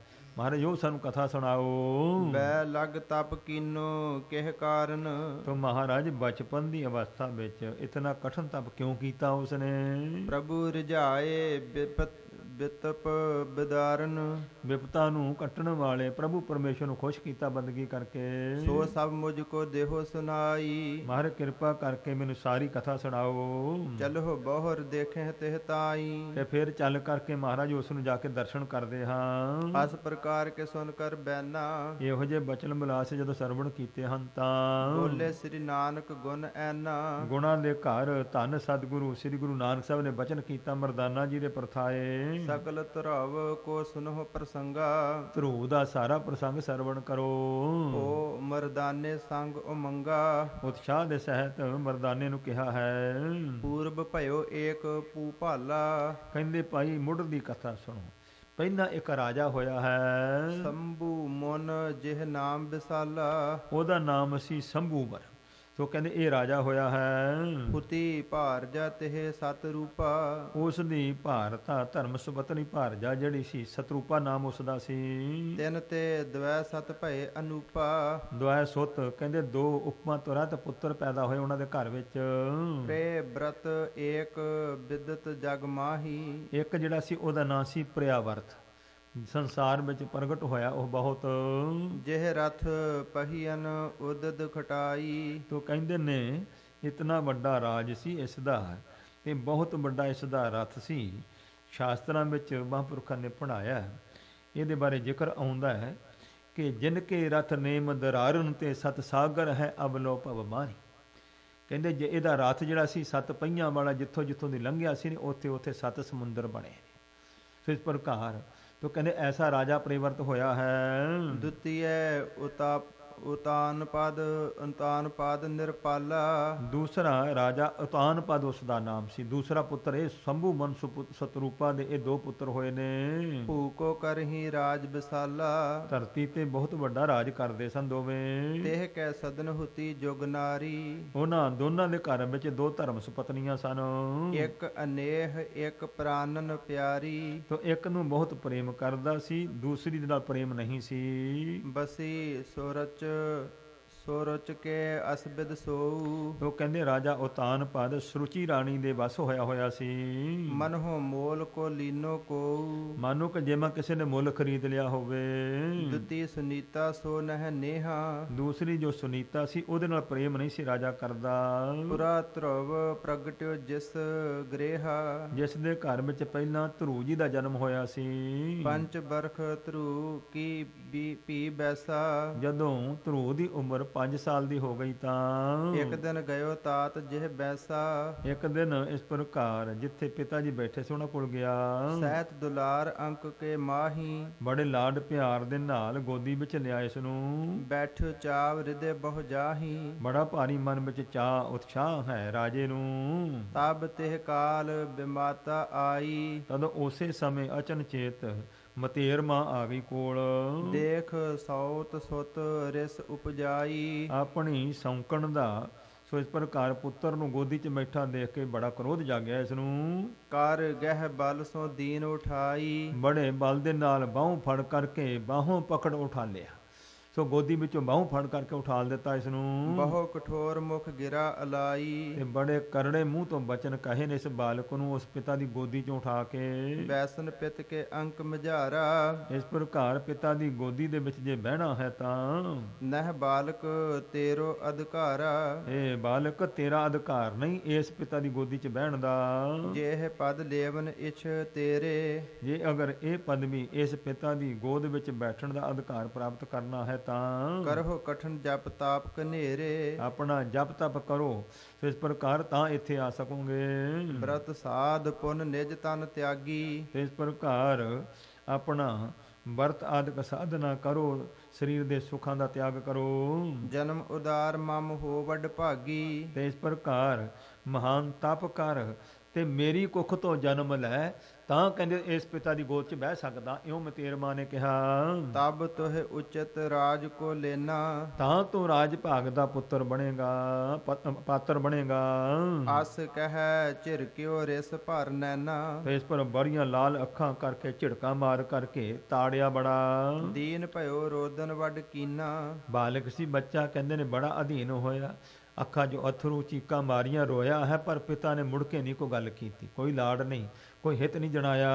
ਤੀਏ ਬਸ ਨ੍ਰਿਪ ਨਹਿ ਆਦਰ ਦੀਨਾ, ਉਹ ਕਹਿੰਦੇ ਨੇ ਰਾਜਾ ਇਸ ਰਾਣੀ ਦੇ ਬਸ ਹੋਇਆ ਸੀ, ਕੋਈ ਸਤਕਾਰ ਨਹੀਂ ਕੀਤਾ ਧਰੂ ਜੀ ਦਾ। ਮੋਚਤ ਲੋਚਨ ਤੇ ਜਲ ਧਾਰਾ, ਇਸ ਤਰ੍ਹਾਂ ਰੋਂਦਾ ਰੋਂਦਾ ਹੋਇਆ ਜੀ ਹੋ ਗਿਆ ਹੈ। ਬਚਨ ਬਾਨ ਬਿਰਧ ਗਇਓ ਵਿਚਾਰਾ, ਭਾਵੇਂ ਭਾਈ ਬੱਚਾ 5 ਸਾਲ ਦਾ ਸੀ, ਫਿਰ ਵੀ ਰਾਜਪੁੱਤਰ ਸੀ। ਜਿਹੜੇ ਮਤੇਰਮਾ ਨੇ ਬਚਨ ਕੀਤੇ ਬੱਚੇ ਦੇ ਮਨ ਨੂੰ ਵਿੰਨ ਗਏ ਨੇ, ਦਿਲ ਵਿੱਚ ਲੱਗ ਗਏ ਹਨ। ਜਾਗਿਓ ਹਿਰਦੇ ਕ੍ਰੋਧ ਕਨੇਰਾ, ਬੜਾ ਭਾਰੀ ਬੱਚਾ ਸੀ ਭਾਵੇਂ, ਪਰ ਜਿਸ ਵੇਲੇ ਨਿਰਾਦਰੀ ਹੋਈ ਹੈ ਤੇ ਕ੍ਰੋਧ ਮਨ 'ਚ ਜਾਗਿਆ ਹੈ। ਮਨੋ ਸਰਪ ਕਿਨ ਪੱਗ ਸੋ ਸ਼ੇਰਾ, ਭਾਈ ਸਮਝ ਲਓ ਜਿਸ ਤਰ੍ਹਾਂ ਸੱਪ ਨੂੰ ਕਿਸੇ ਨੂੰ ਪੈਰ ਨਾਲ ਛੇੜ ਦਿੱਤਾ ਤੇ ਫੰਕਾਰੇ ਮਾਰਦਾ, ਇੰਨਾ ਕ੍ਰੋਧ ਆਇਆ ਹੈ। ਹਰਕਤ ਆਧਾਰ ਲੇਤ ਵੱਡ ਸਵਾਸਾ, ਤੇ ਇਸ ਪ੍ਰਕਾਰ ਹੁਣ ਕ੍ਰੋਧ ਵਿੱਚ ਬੁੱਲ ਫਰਕਦੇ ਨੇ, ਲੰਬੇ ਸਾਹ ਲੈਂਦਾ ਹੈ, ਗੁੱਸਾ ਹੈ ਮਨ ਵਿੱਚ। ਰੋਵਤ ਆਵਾ ਜਨਨ ਅਵਾਸਾ, ਮਾਤਾ ਜੀ ਦੇ ਮਹਿਲਾਂ ਵਿੱਚ ਆ ਗਿਆ ਰੋਂਦਾ ਰੋਂਦਾ। ਬਦਨ ਮਲੀਨ ਹੇਰ ਸੁਤ ਕੇਰਾ, ਜਦੋਂ ਪੁੱਤਰ ਦਾ ਇਹੋ ਜਿਹਾ ਸੋ ਮੁਰਝਾਇਆ ਹੋਇਆ ਮੁਖ ਮਾਂ ਨੇ ਵੇਖਿਆ, ਭਈ ਦੁਖੀ ਕਰ ਸ਼ੋਕ ਕਨੇਰਾ, ਬਹੁਤ ਦੁਖੀ ਹੋਈ ਹੈ, ਬੜੀ ਚਿੰਤਾ ਹੋਈ। ਅਪਰ ਨਰਨ ਤੇ ਸੁਨ ਸੁਧ ਸਾਰੀ, ਬਾਕੀ ਹੋਰ ਨਾ ਅਮੀਰਾਂ ਵਜ਼ੀਰਾਂ ਕੋਲੋਂ ਸਾਰੀ ਖਬਰ ਸੁਣ ਲਈ ਸੀ ਮਾਤਾ ਨੇ। ਰੁੱਦਤ ਦ੍ਰਿਗਨ ਤੇ ਅਸੁਨ ਡਾਰੀ, ਜਿਸ ਵੇਲੇ ਰੋਂਦਿਆਂ ਹੋਇਆਂ ਅੱਖਾਂ 'ਚੋਂ ਅਥਰੂ ਸੋ ਕੱਢੇ ਹਨ ਬੱਚੇ ਨੇ। ਸਬਤ ਗਿਰਾ ਤੇ ਮਨ ਬਕੁਲਾਨੀ, ਇਸ ਪ੍ਰਕਾਰ ਮਨ 'ਚ ਪਤਾ ਲੱਗ ਗਿਆ ਹੈ ਮਾਤਾ ਨੂੰ ਕਿ ਮੇਰੀ ਜੋ ਭੈਣ ਹੈ, ਇਸ ਪ੍ਰਕਾਰ ਮਤੇਰ ਮਾਂ ਬੱਚੇ ਦੀ, ਵੀ ਉਸ ਨੇ ਐਸਾ ਬੱਚੇ ਦੀ ਹਾਲਤ ਕੀਤੀ ਹੈ। ਲਤਾ ਖੇਦ ਕਰ ਜਨ ਕੁਮਲਾਨੀ, ਤਾਂ ਮਾਨੋ ਕਿ ਸੋ ਇਹ ਜਿਵੇਂ ਵੇਲ ਜੜੀ ਹੈ ਇਸ ਪ੍ਰਕਾਰ ਕੁਮਲਾ ਜਾਵੇ, ਇਹੋ ਜਿਹਾ ਚਿਹਰਾ ਕੁਮਲਾ ਗਿਆ ਹੈ। ਬਦਨਾ ਬੁਝ ਬਹੁ ਕੀਨ ਮਲੀਨਾ, ਤੇ ਜਿਹੜਾ ਕਮਲ ਵਰਗਾ ਸੋਹਣਾ ਮੁਖ ਸੀ, ਬੜਾ ਮੈਲਾ ਕੀਤਾ ਹੋਇਆ ਬੱਚੇ ਨੇ। ਨਿਜ ਸੁਤ ਅੰਕ ਬਿਖੇ ਤਬ ਲੀਨਾ, ਹੁਣ ਮਾਂ ਨੇ ਉਸੇ ਬੱਚੇ ਨੂੰ ਲਿਆ, ਆਪਣੀ ਗੋਦੀ 'ਚ ਬਿਠਾਇਆ। ਮਾਂ ਵਰਗਾ ਪਿਆਰ ਨਹੀਂ ਬੱਚਿਆਂ ਨੂੰ ਮਿਲ ਸਕਦਾ, ਲੈ ਕਰਕੇ ਮਾਂ ਨੇ ਗੋਦੀ 'ਚ ਬਿਠਾਇਆ ਹੈ। ਤੂੰ ਵਿਸ਼ਵਾਸ ਲੈ ਬਚਨ ਬਖਾਨੇ, ਇਸ ਪ੍ਰਕਾਰ ਸੋ ਮਾਤਾ ਨੇ ਵੀ ਹੌਕੇ ਭਰ ਕੇ ਤੇ ਇਸ ਹਟਕੋਰੇ ਭਰਦੇ ਬੱਚੇ ਨੂੰ ਬੜੇ ਪ੍ਰੇਮ ਦੇ ਨਾਲ ਪੁੱਛਿਆ ਹੈ। ਸੁਨਹੁ ਪੁੱਤਰ ਏਵ ਲਿਹੋ ਪਛਾਨੇ, ਤੋ ਕਹਿੰਦੇ ਨੇ ਮਾਤਾ ਕਹਿੰਦੀ ਹੈ ਪੁੱਤਰ ਇਉਂ ਜਾਣ ਤੂੰ, ਦੁਖ ਸੁਖ ਕੋ ਨਾ ਦੇਤ ਕਹਿ ਤਾਈ, ਦੇਖ ਕੋਈ ਕਿਸੇ ਨੂੰ ਕੋਈ ਦੁੱਖ ਨਹੀਂ ਦਿੰਦਾ, ਨਾ ਸੁੱਖ ਦੇ ਸਕਦਾ ਹੈ। ਕਰਮ ਕਰਹਿ ਜਸ ਤਸ ਫਲ ਪਾਈ, ਜਿਹੋ ਜਿਹੇ ਜੀਵ ਕੋਈ ਕਰਮ ਕਰਦਾ ਉਹੋ ਜਿਹਾ ਉਹਨੂੰ ਫਲ ਮਿਲਦਾ ਹੈ। ਇਸ ਵਾਸਤੇ ਚੰਗੇ ਕਰਮਾਂ ਦਾ ਫਲ ਚੰਗਾ ਹੁੰਦਾ ਹੈ, ਮਾੜੇ ਕਰਮਾਂ ਦਾ ਫਲ ਮਾੜਾ ਹੁੰਦਾ ਹੈ। ਪ੍ਰਥਮ ਪੁੰਨ ਤੇ ਸੁਖ ਚੱਲ ਆਵੇ, ਤੋ ਜੇਕਰ ਪਹਿਲਾਂ ਪੁੰਨ ਕੀਤੇ ਹੋਣ ਤੇ ਸੁਖ ਪ੍ਰਾਪਤ ਹੁੰਦਾ ਹੈ ਆ ਕੇ। ਕਰੇ ਪਾਪ ਤੇ ਦੁਖ ਫਲ ਪਾਵੇ, ਜੇ ਪਾਪ ਕੀਤੇ ਹੋਣ ਤੇ ਉਹਨਾਂ ਦਾ ਫਲ ਦੁੱਖ ਪ੍ਰਾਪਤ ਹੁੰਦਾ ਹੈ। ਗਿਰਾ ਸਬਤ ਨੈ ਸਾਚ ਉਚਾਰੀ, ਇਸ ਵਾਸਤੇ ਜੋ ਇਸ ਪ੍ਰਕਾਰ ਤੇਰੀ ਮਤੇਰ ਮਾਂ ਨੇ ਜੋ ਕਿਹਾ ਨਾ, ਠੀਕ ਹੀ ਕਿਹਾ ਹੈ। ਤੂੰ ਜਨਮਿਓ ਮਮ ਗਰਭ ਮਝਾਰੀ। ਕਿਉਂਕਿ ਤੇਰਾ ਜਨਮ ਮੇਰੀ ਕੁੱਖ ਤੋਂ ਜੋ ਹੋਇਆ ਹੈ। ਮੰਦ ਭਾਗ ਮੋ ਕੋ ਲਖ ਲੀਜੈ। ਇੰਜ ਕਰ ਇਉਂ ਜਾਣ ਲੈ ਵੀ ਮੇਰੇ ਭਾਗ ਹੀ ਚੰਗੇ ਬਹੁਤੇ ਨਹੀਂ ਹਨ। ਦਾਸੀ ਸਾਹਮਣੇ ਮੁਝੇ ਲਖੀਜੈ। ਇਸ ਪ੍ਰਕਾਰ ਮੈਨੂੰ ਦਾਸੀ ਗੋਲੀ ਦੇ ਬਰਾਬਰ ਵੀ ਨਹੀਂ ਜਾਣਦਾ ਤੇਰਾ ਪਿਤਾ ਰਾਜਾ। ਸਿੰਘਾਸਨ ਕੀ ਜੇ ਅਬਲਾਖੇ। ਜੇ ਅਗਰ ਰਾਜ ਸਿੰਘਾਸਣ ਦੀ ਇੱਛਾ ਹੈ ਮਨ ਵਿੱਚ ਤਾਂ ਭਜੋ ਪ੍ਰਭੂ ਮਨ ਕੋ ਥਿਰ ਰਾਖੇ। ਮਨ ਨੂੰ ਟਿਕਾ ਕੇ ਵਾਹਿਗੁਰੂ ਪਰਮੇਸ਼ਵਰ ਦਾ ਭਜਨ ਕਰ। ਜਾਸ ਚਰਨ ਕੀ ਸੇਵਨ ਕਰਕੇ। ਜਿਹਨਾਂ ਦੇ ਪਰਮੇਸ਼ਵਰ ਦੇ ਚਰਨਾਂ ਦੀ ਸੇਵਾ ਕਰਕੇ ਲਿਓ ਬ੍ਰਹਮ ਪਦ ਬਿਦ ਹਿਤ ਧਰ ਕੇ। ਕਹਿੰਦੇ ਬੜਾ ਪ੍ਰੇਮ ਕਰਕੇ ਬ੍ਰਹਮਾ ਨੇ ਵੀ ਪਰਮੇਸ਼ਵਰ ਦਾ ਭਜਨ ਕਰਕੇ ਹੀ ਕਹਿੰਦੇ ਪਦਵੀ ਪ੍ਰਾਪਤ ਕੀਤੀ ਬ੍ਰਹਮਾ ਦੀ। ਤੋਰ ਪਿਤਾਮਾ ਭਾ ਮਨ ਰਾਜੂ। ਇਸ ਪ੍ਰਕਾਰ ਜਿਹੜਾ ਤੇਰਾ ਪਿਤਾਮਾ ਦਾਦਾ ਸੀ ਮੁੰਨ ਰਾਜਾ ਜੋ ਹੋਇਆ ਹੈ।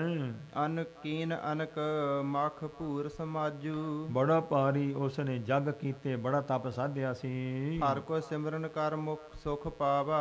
ਹਰੀ ਦਾ ਸਿਮਰਨ ਕਰਕੇ ਮਹਾਨ ਸੁਖ ਦੀ ਪ੍ਰਾਪਤੀ ਕੀਤੀ ਸੀ ਉਸਨੇ। ਪੁਨ ਪ੍ਰਭ ਪਦ ਮਹਿ ਅੰਤ ਸਮਾਵਾ। ਫਿਰ ਪਰਮੇਸ਼ਵਰ ਦੇ ਚਰਨਾਂ ਕਮਲਾਂ ਵਿੱਚ ਲੀਨ ਹੋ ਗਿਆ ਸੀ। ਤਾਂ ਤੇ ਹੇ ਸੁਤ ਮਨ ਕਰਮ ਬਚਨਾ। ਇਸ ਵਾਸਤੇ ਹੈ ਪੁੱਤਰ ਜੀ ਮਨ ਕਰਕੇ ਬਾਣੀ ਕਰਕੇ ਸਰੀਰ ਕਰਕੇ ਜਾਹੋ ਸਰਨ ਜਾ ਕੀ ਸਭ ਰਚਨਾ। ਜਿਸ ਵਾਹਿਗੁਰੂ ਦੀ ਸਾਰੀ ਰਚਨਾ ਕੀਤੀ ਤੋ ਉਹਦੀ ਸ਼ਰਨ ਵਿੱਚ ਚਲਾ ਜਾ। ਉਸ ਪਰਮੇਸ਼ਵਰ ਦੀ ਸ਼ਰਨ ਲਓ। ਖੋਜਤ ਮਨ ਜਨ ਜੋਗੀ ਜਾਸੂ। ਜਿਸ ਨੂੰ ਬੜੇ ਬੜੇ ਜੋਗੀ ਮੁਨੀ ਜਨ ਭਗਤ ਸੰਤ ਜਿਸ ਨੂੰ ਖੋਜਦੇ ਲੱਭਦੇ ਹਨ। ਸਿਮਰੋ ਤਿਹ ਪਹਿ ਹੋ ਫਲ ਆਸੂ। ਉਸ ਦਾ ਸਿਮਰਨ ਕਰੋ ਤੇ ਅਸੀਂ ਛੇਤੀ ਹੀ ਕਹਿੰਦੇ ਫਿਰ ਐਸਾ ਫਲ ਪ੍ਰਾਪਤ ਕਰ ਲਵਾਂਗੇ। ਸੁਨਿਓ ਮਾਤ ਉਪਦੇਸ਼ ਵਿਸਾਲਾ। ਮਾਤਾ ਨੇ ਉਪਦੇਸ਼ਿਆ। ਸੋ ਜਿਹੜੇ ਮਾਤਾ ਨੇ ਇਸ ਪ੍ਰਕਾਰ ਉਪਦੇਸ਼ ਚੰਗੀ ਮਾਤਾ ਸੀ। ਹੋਰ ਹੁੰਦੀ ਤੇ ਪਤਾ ਨਹੀਂ ਕਿਹੜੇ ਪਾਸੇ ਨੂੰ ਤੋਰਦੀ। ਤੋ ਪ੍ਰੇਮ ਨਾਲ ਭਗਤੀ ਵੱਲ ਨੂੰ ਪ੍ਰੇਰਨਾ ਕੀਤੀ ਹੈ। ਹਿਰਦੇ ਧੀਰ ਧਰੀ ਤਿਹ ਕਾਲਾ। ਉਸ ਵੇਲੇ ਧਰੂ ਨੇ ਫਿਰ ਮਨ ਵਿੱਚ ਧੀਰਜ ਧਾਰ ਲਿਆ ਪਰ ਰਸਤਾ ਤਾਂ ਮਿਲ ਗਿਆ ਨਾ। ਪਰਮੇਸ਼ਵਰ ਦੀ ਭਗਤੀ ਕਰਕੇ ਮੈਨੂੰ ਰਾਜ ਭਾਗ ਮਿਲ ਸਕਦਾ ਹੈ। ਤੂਰਨ ਤ੍ਰਿਨ ਸਮਪੁਰ ਕੋ ਨਾ ਤਿਆਗੀ। ਇਸ ਪ੍ਰਕਾਰ ਸੋ ਕਹਿੰਦੇ ਨੇ ਇਸ ਨੇ ਛੇਤੀ ਹੀ ਐਸਾ ਕੀਤਾ ਪੁਰੀ ਨੂੰ ਤਿਆਗਿਆ ਹੈ। ਮਦ ਬਨ ਕੋ ਗਮਨਿਓ ਵੱਡ ਭਾਗੀ। ਤੇ ਮਧੂਬਨ ਬ੍ਰਿਜ ਰਾਜ ਦੇ ਵਿੱਚ ਇੱਕ ਮਧੂਬਨ ਹੈ। ਭਗਵਾਨ ਕ੍ਰਿਸ਼ਨ ਜੀ ਦੀ ਲੀਲਾ ਦੀ ਜਗ੍ਹਾ ਹੈ। ਤੋ ਕਹਿੰਦੇ ਨੇ ਉਹ ਮਧੂਬਨ ਵਿੱਚ ਚਲਾ ਗਿਆ। ਨਾਰਦ ਸੁਨ ਕਰ ਸਭ ਬਰਤੰਤਾ। ਨਾਰਦ ਨੇ ਸਾਰਾ ਪ੍ਰਸੰਗ ਸੁਣਿਆ ਜਦੋਂ ਮਿਲਿਓ ਆਨ ਮਗ ਮਾਹੇ ਤੁਰੰਤਾ। ਝਟ ਕਹਿੰਦੇ ਰਸਤੇ ਵਿੱਚ ਆਣ ਕਰਕੇ ਨਾਰਦ ਮੁਨੀ ਬ੍ਰਹਮਾ ਦਾ ਪੁੱਤਰ ਉਹ ਆਣ ਕੇ ਮਿਲਿਆ ਹੈ। ਧਰੂ ਮਨ ਕੀ ਲਖ ਕਰ ਰਿਖ ਰਾਈ। ਤੋ ਰਿਖੀ ਰਾਜ ਨੇ ਧਰੂ ਦੇ ਮਨ ਦੀ ਇਹ ਗੱਲ ਜਾਣ ਕੇ ਸਿਰ ਪਰ ਕਰ ਪਰਸਿਓ ਹਿਤ ਲਾਈ। ਬੜੇ ਪ੍ਰੇਮ ਦੇ ਸਹਿਤ ਆਣ ਕਰਕੇ ਉਹਦੇ ਸਿਰ ਤੇ ਹੱਥ ਫੇਰਿਆ ਹੈ। ਬਾਲ ਆਰਬਲ ਮਿਰਦਲ ਵਿਸਾਲਾ। ਤੋ ਕਹਿੰਦੇ ਨੇ ਤੇਰੀ ਕੋਮਲ ਉਮਰ ਹੈ ਬਚਪਨ ਦੀ ਉਮਰ ਹੈ ਸਰੀਰ ਤੇਰਾ ਸੋਹਲ ਹੈ। ਸੁਨ ਬਿਮਾਤ ਬਚ ਭਾ ਉਰ ਸਾਲਾ। ਤੇਰੇ ਮਨ ਵਿੱਚ ਦੁੱਖ ਹੋਇਆ ਮਤੇਰ ਮਾਂ ਦੇ ਬਚਨ ਸੁਣ ਕੇ। ਬਿਗਸਤ ਬਾਣੀ ਬਦਨ ਬਖਾਨੀ। ਤਾਂ ਹੱਸ ਕੇ ਮੂੰਹ ਤੋਂ ਬਚਨ ਕੀਤਾ। ਸਿਸ ਤਵ ਬੈ ਨਹਿਮਾਨ ਅਮਾਨੀ। ਕਹਿਣ ਲੱਗੇ ਦੇਖ ਤੇਰੀ ਤੇ ਬਾਲਕ ਅਵਸਥਾ ਹੈ ਭਈ ਕੋਈ ਕੀ ਸਤਕਾਰ ਹੁੰਦਾ ਤੇ ਕੀ ਨਰਾਦਰ ਹੁੰਦਾ। ਬੱਚਿਆਂ ਨੂੰ ਤਾਂ ਕੋਈ ਫਰਕ ਨਹੀਂ ਪੈਣਾ ਚਾਹੀਦਾ। ਤੂੰ ਤੇ ਬਾਲਕ ਹੈ ਤੂੰ ਕਾਹਨੂੰ ਮਨ 'ਚ ਇਸ ਪ੍ਰਕਾਰ ਇੰਨਾ ਖੇਦ ਪ੍ਰਾਪਤ ਕੀਤਾ ਹੈ। ਖਾਨ ਪਾਨ ਖੇਲਨ ਰਸ ਰੀਤਾ। ਤੋ ਤੇਰਾ ਹੀ ਉਮਰ ਜਿਹੜੀ ਆ ਖਾਣਾ ਪੀਣਾ ਹੱਸਣਾ ਖੇਲਣਾ ਤੇਰੀ ਉਮਰ ਹੈ। ਇਨਹਿ ਚਾਹੇ ਤੂੰ ਕਿਉਂ ਵਿਪਰੀਤਾ। ਤੇ ਤੂੰ ਇਹਨਾਂ ਤੋਂ ਉਲਟ ਕਿਉਂ ਕਰ ਰਿਹਾ ਹੈ। ਤੂੰ ਖਾ ਪੀ ਮੌਜ ਕਰ ਖੇਲ ਹੱਸ ਤੈਨੂੰ ਇੰਨਾ ਦੁੱਖ ਮੰਨਣ ਦੀ ਲੋੜ ਨਹੀਂ ਹੈ। ਅਬੇ ਗਿਆਨ ਕੀ ਕੀਨਸ ਪ੍ਰੀਹਾ। ਤੇ ਤੂੰ ਹੁਣ ਇੱਛਾ ਕੀਤੀ ਆ ਪਰਮੇਸ਼ਵਰ ਦੇ ਗਿਆਨ ਦੀ। ਇਸ ਪ੍ਰਕਾਰ ਬਾਲ ਅਵਸਥਾ ਹੈ ਤੂੰ ਇਹ ਕਾਹਨੂੰ ਇੱਛਾ ਕਰੀ ਬੈਠਾ ਹੈ ਸੀ। ਤਾਂ ਪਰ ਸੁਨੋ ਬਾਤ ਮਮ ਲੀਹਾ। ਇਸ ਵਾਸਤੇ ਮਰਜ਼ਾਦਾ ਦੀ ਗੱਲ ਸੁਣੋ ਮੇਰੀ। ਜਬ ਪ੍ਰਾਨੀ ਕੋ ਉਪਜਹਿ ਗਿਆਨਾ। ਜਿਸ ਪ੍ਰਾਣੀ ਨੂੰ ਗਿਆਨ ਪ੍ਰਾਪਤ ਹੁੰਦਾ ਨਾ ਸਤਰ ਮਿੱਤਰ ਦੁਖ ਸੁਖ ਸਮਾਨਾ। ਉਹਦੇ ਵਾਸਤੇ ਦੁਸ਼ਮਣ ਤੇ ਮਿੱਤਰ ਕੀ ਦੁੱਖ ਤੇ ਸੁੱਖ ਬਰਾਬਰ ਹੁੰਦੇ ਹਨ। ਕਹੋ ਤਪ ਕਰਨ ਬਾਦ ਹੈ ਤੇਰੋ। ਇਸ ਵਾਸਤੇ ਤੇਰੀ ਤਪੱਸਿਆ ਕਰਨੀ ਤੇ ਵਿਅਰਥ ਹੈ। ਕਾਹਦੇ ਵਾਸਤੇ ਤੂੰ ਕਰਨੀ ਹੈ। ਹਟੋ ਜਾਹੋ ਗ੍ਰਹਿ ਕਰੋ ਬਸੇਰੋ। ਤੇਰੀ ਬਾਲ ਅਵਸਥਾ ਹੈ ਤੇ ਇਸ ਵਾਸਤੇ ਤੂੰ ਬਾਲ ਅਵਸਥਾ ਵਿੱਚ ਤੈਨੂੰ ਕੋਈ ਨਾ ਸਤਕਾਰ ਕਰੇ, ਨਰਾਦਰੀ ਕਰੇ, ਬਰਾਬਰ ਤੂੰ ਖੇਲ ਹੱਸ ਖੇਡ, ਇਸ ਤਰੀਕੇ ਨਾਲ ਮੌਜ ਕਰ। ਜੇ ਤੋ ਸੁਖ ਤੁਝ ਦੇ ਬੇਮਾਤਾ, ਜਿੰਨੀ ਮਤੇਰਮਾ ਜਿੰਨਾ ਕੁ ਸੁਖ ਦੇਂਦੀ ਤੂੰ ਉਹਨਾਂ ਕੁ ਸੁਖ ਮਾਣ ਲੈ ਜਾ ਕੇ ਘਰ ਆਪਣੇ। ਤੇ ਤੋ ਜਾਏ ਭੋਗ ਹੋਏ ਤਾਤਾ, ਹੇ ਪੁੱਤਰ ਜਾ ਕਰਕੇ ਆਰਾਮ ਨਾਲ ਰਾਜ ਮਹਿਲਾਂ ਦੇ ਸੁਖ ਮਾਣ ਤੂੰ। ਕਰ ਸੰਤੋਖ ਰਹੋ ਘਰ ਮਾਹੀ, ਸੰਤੋਖ ਰੱਖ ਲੈ ਤੇ ਇਸ ਪ੍ਰਕਾਰ ਤੋਂ ਖੇਦ ਦੁੱਖ ਨਾ ਮਨ, ਘਰ ਵਿੱਚ ਹੀ ਟਿਕ ਜਾ ਕੇ। ਆਹੋ ਵਤਸ ਬਨ ਕਸ ਸੁਖ ਨਾਹੀ, ਇਸ ਵਾਸਤੇ ਤੂੰ ਅਜੇ ਬਾਲਕ ਹੈ, ਜੰਗਲਾਂ ਵਿੱਚ ਜਾ ਕੇ ਕੋਈ ਸੁੱਖ ਨਹੀਂ ਮਿਲਦਾ ਹੈ। ਜੋ ਤਵ ਜਨਨ ਕੀਨ ਉਪਦੇਸਾ, ਜੋ ਤੇਰੀ ਮਾਤਾ ਨੇ ਤੈਨੂੰ ਉਪਦੇਸ਼ ਕੀਤਾ ਹੈ ਨਾ, ਲੈਨ ਚਾਹੋ ਤੇ ਵੱਡੋ ਅੰਦੇਸਾ। ਜੋ ਕੁਛ ਤੂੰ ਰਾਜ ਲੈਣਾ ਚਾਹੁੰਦਾ ਹੈ ਇਸ ਉਪਦੇਸ਼ ਨੂੰ ਕਮਾ ਕੇ ਰਾਜ ਭਾਗ, ਉਹਦੇ 'ਚ ਸ਼ੰਕਾ ਹੈ, ਬਹੁਤ ਮੁਸ਼ਕਲ ਗੱਲ ਹੈ ਇਹ। ਖੋਜਤ ਜਿਹ ਕੋ ਮੁਨੀ ਜੋਗੇਸ਼ਵਰ, ਬੜੇ ਬੜੇ ਜੋਗੀਆਂ ਦੇ ਵੱਡੇ ਵੱਡੇ ਜੋਗੀ ਰਾਜ ਰਿਸ਼ੀ ਮੁਨੀ ਲੋਕ ਜਿਸ ਪਰਮੇਸ਼ਵਰ ਨੂੰ ਭਾਲਦੇ ਹਨ। ਦੁਰਾਇਦ 100 ਲੱਖ ਪਰਮੇਸ਼ਰ, ਤੋ ਇਸ ਪ੍ਰਕਾਰ ਉਸ ਪਰਮੇਸ਼ਵਰ ਨੂੰ ਪ੍ਰਾਪਤ ਕਰਨਾ ਬਹੁਤ ਹੀ ਕਠਿਨ ਹੈ। ਤਪ ਤਾਪਹਿ ਤੀਬਰ ਚਿਰ ਕਾਲਾ, ਹੁਣ ਇਹ ਰਿਸ਼ੀ ਮੁਨੀ ਬੜੇ ਕਠਿਨ ਤਪ ਲੰਬੇ ਸਮੇਂ ਤੱਕ ਕਰਦੇ ਰਹਿੰਦੇ ਹਨ। ਕਰ ਹੈ ਜਤਨ ਅਨੇਕ ਵਿਸਾਲਾ, ਅਨੇਕ ਪ੍ਰਕਾਰ ਦੇ ਯਤਨ ਕਰਦੇ ਹਨ ਰਿਸ਼ੀ ਮੁਨੀ ਤਪਸਵੀ ਲੋਕ। ਤਦਪਨਾ ਪਾਵਹਿ ਫਿਰਹਿ ਖੋਜੰਤੇ, ਖੋਜਦੇ ਫਿਰਦੇ ਨੇ ਤਦ ਵੀ ਉਸ ਪਰਮੇਸ਼ਵਰ ਦੀ ਪ੍ਰਾਪਤੀ ਨਹੀਂ ਹੁੰਦੀ ਉਹਨਾਂ ਨੂੰ। ਚਰਨ ਕਮਲ ਪ੍ਰਭ ਸ੍ਰੀ ਭਗਵੰਤੇ, ਜੋ ਭਗਵੰਤ ਰੂਪ ਪਰਮੇਸ਼ਵਰ ਦੇ ਕਮਲ ਸ੍ਰੀਖੇ ਚਰਨ ਨੇ ਉਹਨਾਂ ਦੀ ਪ੍ਰਾਪਤੀ, ਉਹਨਾਂ ਦੇ ਦਰਸ਼ਨ ਉਹਨਾਂ ਨੂੰ ਨਹੀਂ ਹੁੰਦੇ ਹਨ ਵੱਡੇ ਵੱਡੇ ਤਪਸਵੀਆਂ ਨੂੰ। ਅਬ ਬੈ ਲੱਗ ਚੱਲੀਏ ਗ੍ਰਹਿ ਮਾਹੀ, ਚੱਲ ਏਦਾਂ ਕਰ, ਤੇਰੀ ਉਮਰ ਛੋਟੀ ਆ, ਮੈਂ ਤੇਰੇ ਨਾਲ ਚੱਲਦਾ, ਚੱਲ ਤੈਨੂੰ ਮੈਂ ਘਰ ਛੱਡ ਕੇ ਆਵਾਂ। ਇਉਂ ਕਹਿੰਦੇ ਨੇ, ਪ੍ਰੇਰਨਾ ਨਾਰਦ ਨੇ ਕੀਤੀ ਹੈ। ਹੋਏ ਤਰਨ ਤਬ ਕਰ ਅਸਰ ਚਾਹੀ, ਜਦੋਂ ਤੂੰ ਜਵਾਨ ਹੋ ਜਾਏਗਾ ਨਾ, ਫਿਰ ਜਿਹੜੀ ਤੇਰੀ ਇਹ ਇੱਛਾ ਹੈ ਨਾ, ਇਹਨੂੰ ਪੂਰੀ ਕਰਨੀ। ਤਪੱਸਿਆ ਤੂੰ ਜਵਾਨ ਹੋ ਕੇ ਕਰੀ, ਅਜੇ ਤੂੰ ਬੱਚਾ ਹੈ। ਸੁਨ ਮਨਵਰ ਬਾਣੀ ਰਸ ਸਾਨੀ, ਤੋ ਇਸ ਪ੍ਰਕਾਰ ਬੜੇ ਪ੍ਰੇਮ ਵਾਲੀ ਬਾਣੀ ਬਚਨ ਜਿਹੜੇ ਨੇ ਇਹ ਸ੍ਰੇਸ਼ਟ ਮੁਨੀ ਨਾਰਦ ਮੁਨੀ ਦੇ ਸੁਣੇ ਜਦੋਂ ਧਰੂ ਨੇ। ਬੋਲਿਆ ਧਰੂਵ ਜੋਰ ਜੁਗ ਪਾਨੀ, ਦੋਵੇਂ ਹੱਥ ਜੋੜ ਕੇ ਧਰੂ ਭਗਤ ਜੀ ਬੋਲੇ, ਕਹਿੰਦੇ ਹਨ ਨਾਰਦ ਨੂੰ, ਆਪ ਕਹਿਤ ਸਾਚੀ ਸਭ ਭਾਂਤੀ। ਠੀਕ ਹੈ ਰਿਸ਼ੀ ਜੀ, ਤੁਸੀਂ ਜੋ ਕੁਛ ਵੀ ਕਹਿੰਦੇ ਹੋ ਨਾ ਠੀਕ ਕਹਿੰਦੇ ਹੋ। ਤਦਪਨਾ ਮੋਸ ਮਨ ਵਿਖੇ ਗਡਾਤੀ, ਪਰ ਜਿੰਨਾ ਮਰਜੀ ਉਪਦੇਸ਼ ਕਰ ਲਾਂ ਮੇਰੇ ਤੇ ਕੋਈ ਅਸਰ ਨਹੀਂ।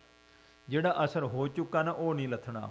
ਹੁਣ ਤੇ ਭਗਤੀ ਕਰੂੰਗਾ ਮੈਂ ਕੋ ਪੁਰਖ ਬਹੁਰ ਅਗਿਆਤੀ। ਠੀਕ ਹੈ, ਮੈਨੂੰ ਤੁਸੀਂ ਕਹਿੰਦੇ ਹੋ ਭਈ ਤੂੰ ਖੋਟਾ ਪੁਰਸ਼ ਹੈ, ਅਗਿਆਨੀ ਹੈ, ਬੱਚਾ ਹੈ, ਭਾਵੇਂ ਮੈਂ ਐਸਾ ਹਾਂ। ਬਚ ਬਿਮਾਤ ਤੇ ਸੋ ਲਗਤ ਛਾਤੀ, ਤੋ ਕਹਿੰਦੇ ਨੇ ਜੋ ਬਿਮਾਰ ਮੇਰੀ ਮਤੇਰ ਮਾਂ ਦੇ ਬਚਨ ਨਾਲ ਮੇਰੀ ਛਾਤੀ ਹੁਣ ਸੜ ਰਹੀ ਹੈ। ਸੁਲਗਤ ਛਾਤੀ ਮੇਰੀ ਸੁਲਗਦੀ ਹੈ, ਜਿਵੇਂ ਸੋ ਗੋਹੇ ਨੂੰ ਅੱਗ ਲਾ ਦਈਏ ਉਹ ਧੁਖਦਾ ਨਾ। ਕਹਿੰਦੇ ਹੁਣ ਉਹ ਬਚਨ ਮੇਰੇ ਮਨ ਤੇ ਅਸਰ ਕਰ ਗਏ ਨੇ, ਹੁਣ ਮੇਰਾ ਜਿਹੜਾ ਦਿਲ ਸੜੀ ਜਾਂਦਾ ਹੈ ਉਹਨਾਂ ਬਚਨਾਂ ਕਰਕੇ ਮੈਂ ਉੱਥੇ ਨਹੀਂ ਜਾ ਸਕਦਾ। ਦੁਖਤ ਹਿਰਦਾ ਸੁਨ ਗਿਰਾ ਕਠੋਰਾ, ਇਹੋ ਜਿਹੇ ਕਰੜੇ ਬਚਨ ਸੁਣ ਕਰਕੇ ਕਹਿੰਦਾ ਮੇਰਾ ਹਿਰਦਾ ਦੁਖ ਗਿਆ। ਹੁਣ ਹਟਨੇ ਤ੍ਰਿਟ ਨਾ ਕਰੇ ਮਨ ਮੋਰਾ, ਹੁਣ ਮੇਰਾ ਮਨ ਜਿਹੜਾ ਹਟਣ ਦੀ ਇੱਛਾ ਹੀ ਨਹੀਂ ਕਰਦਾ।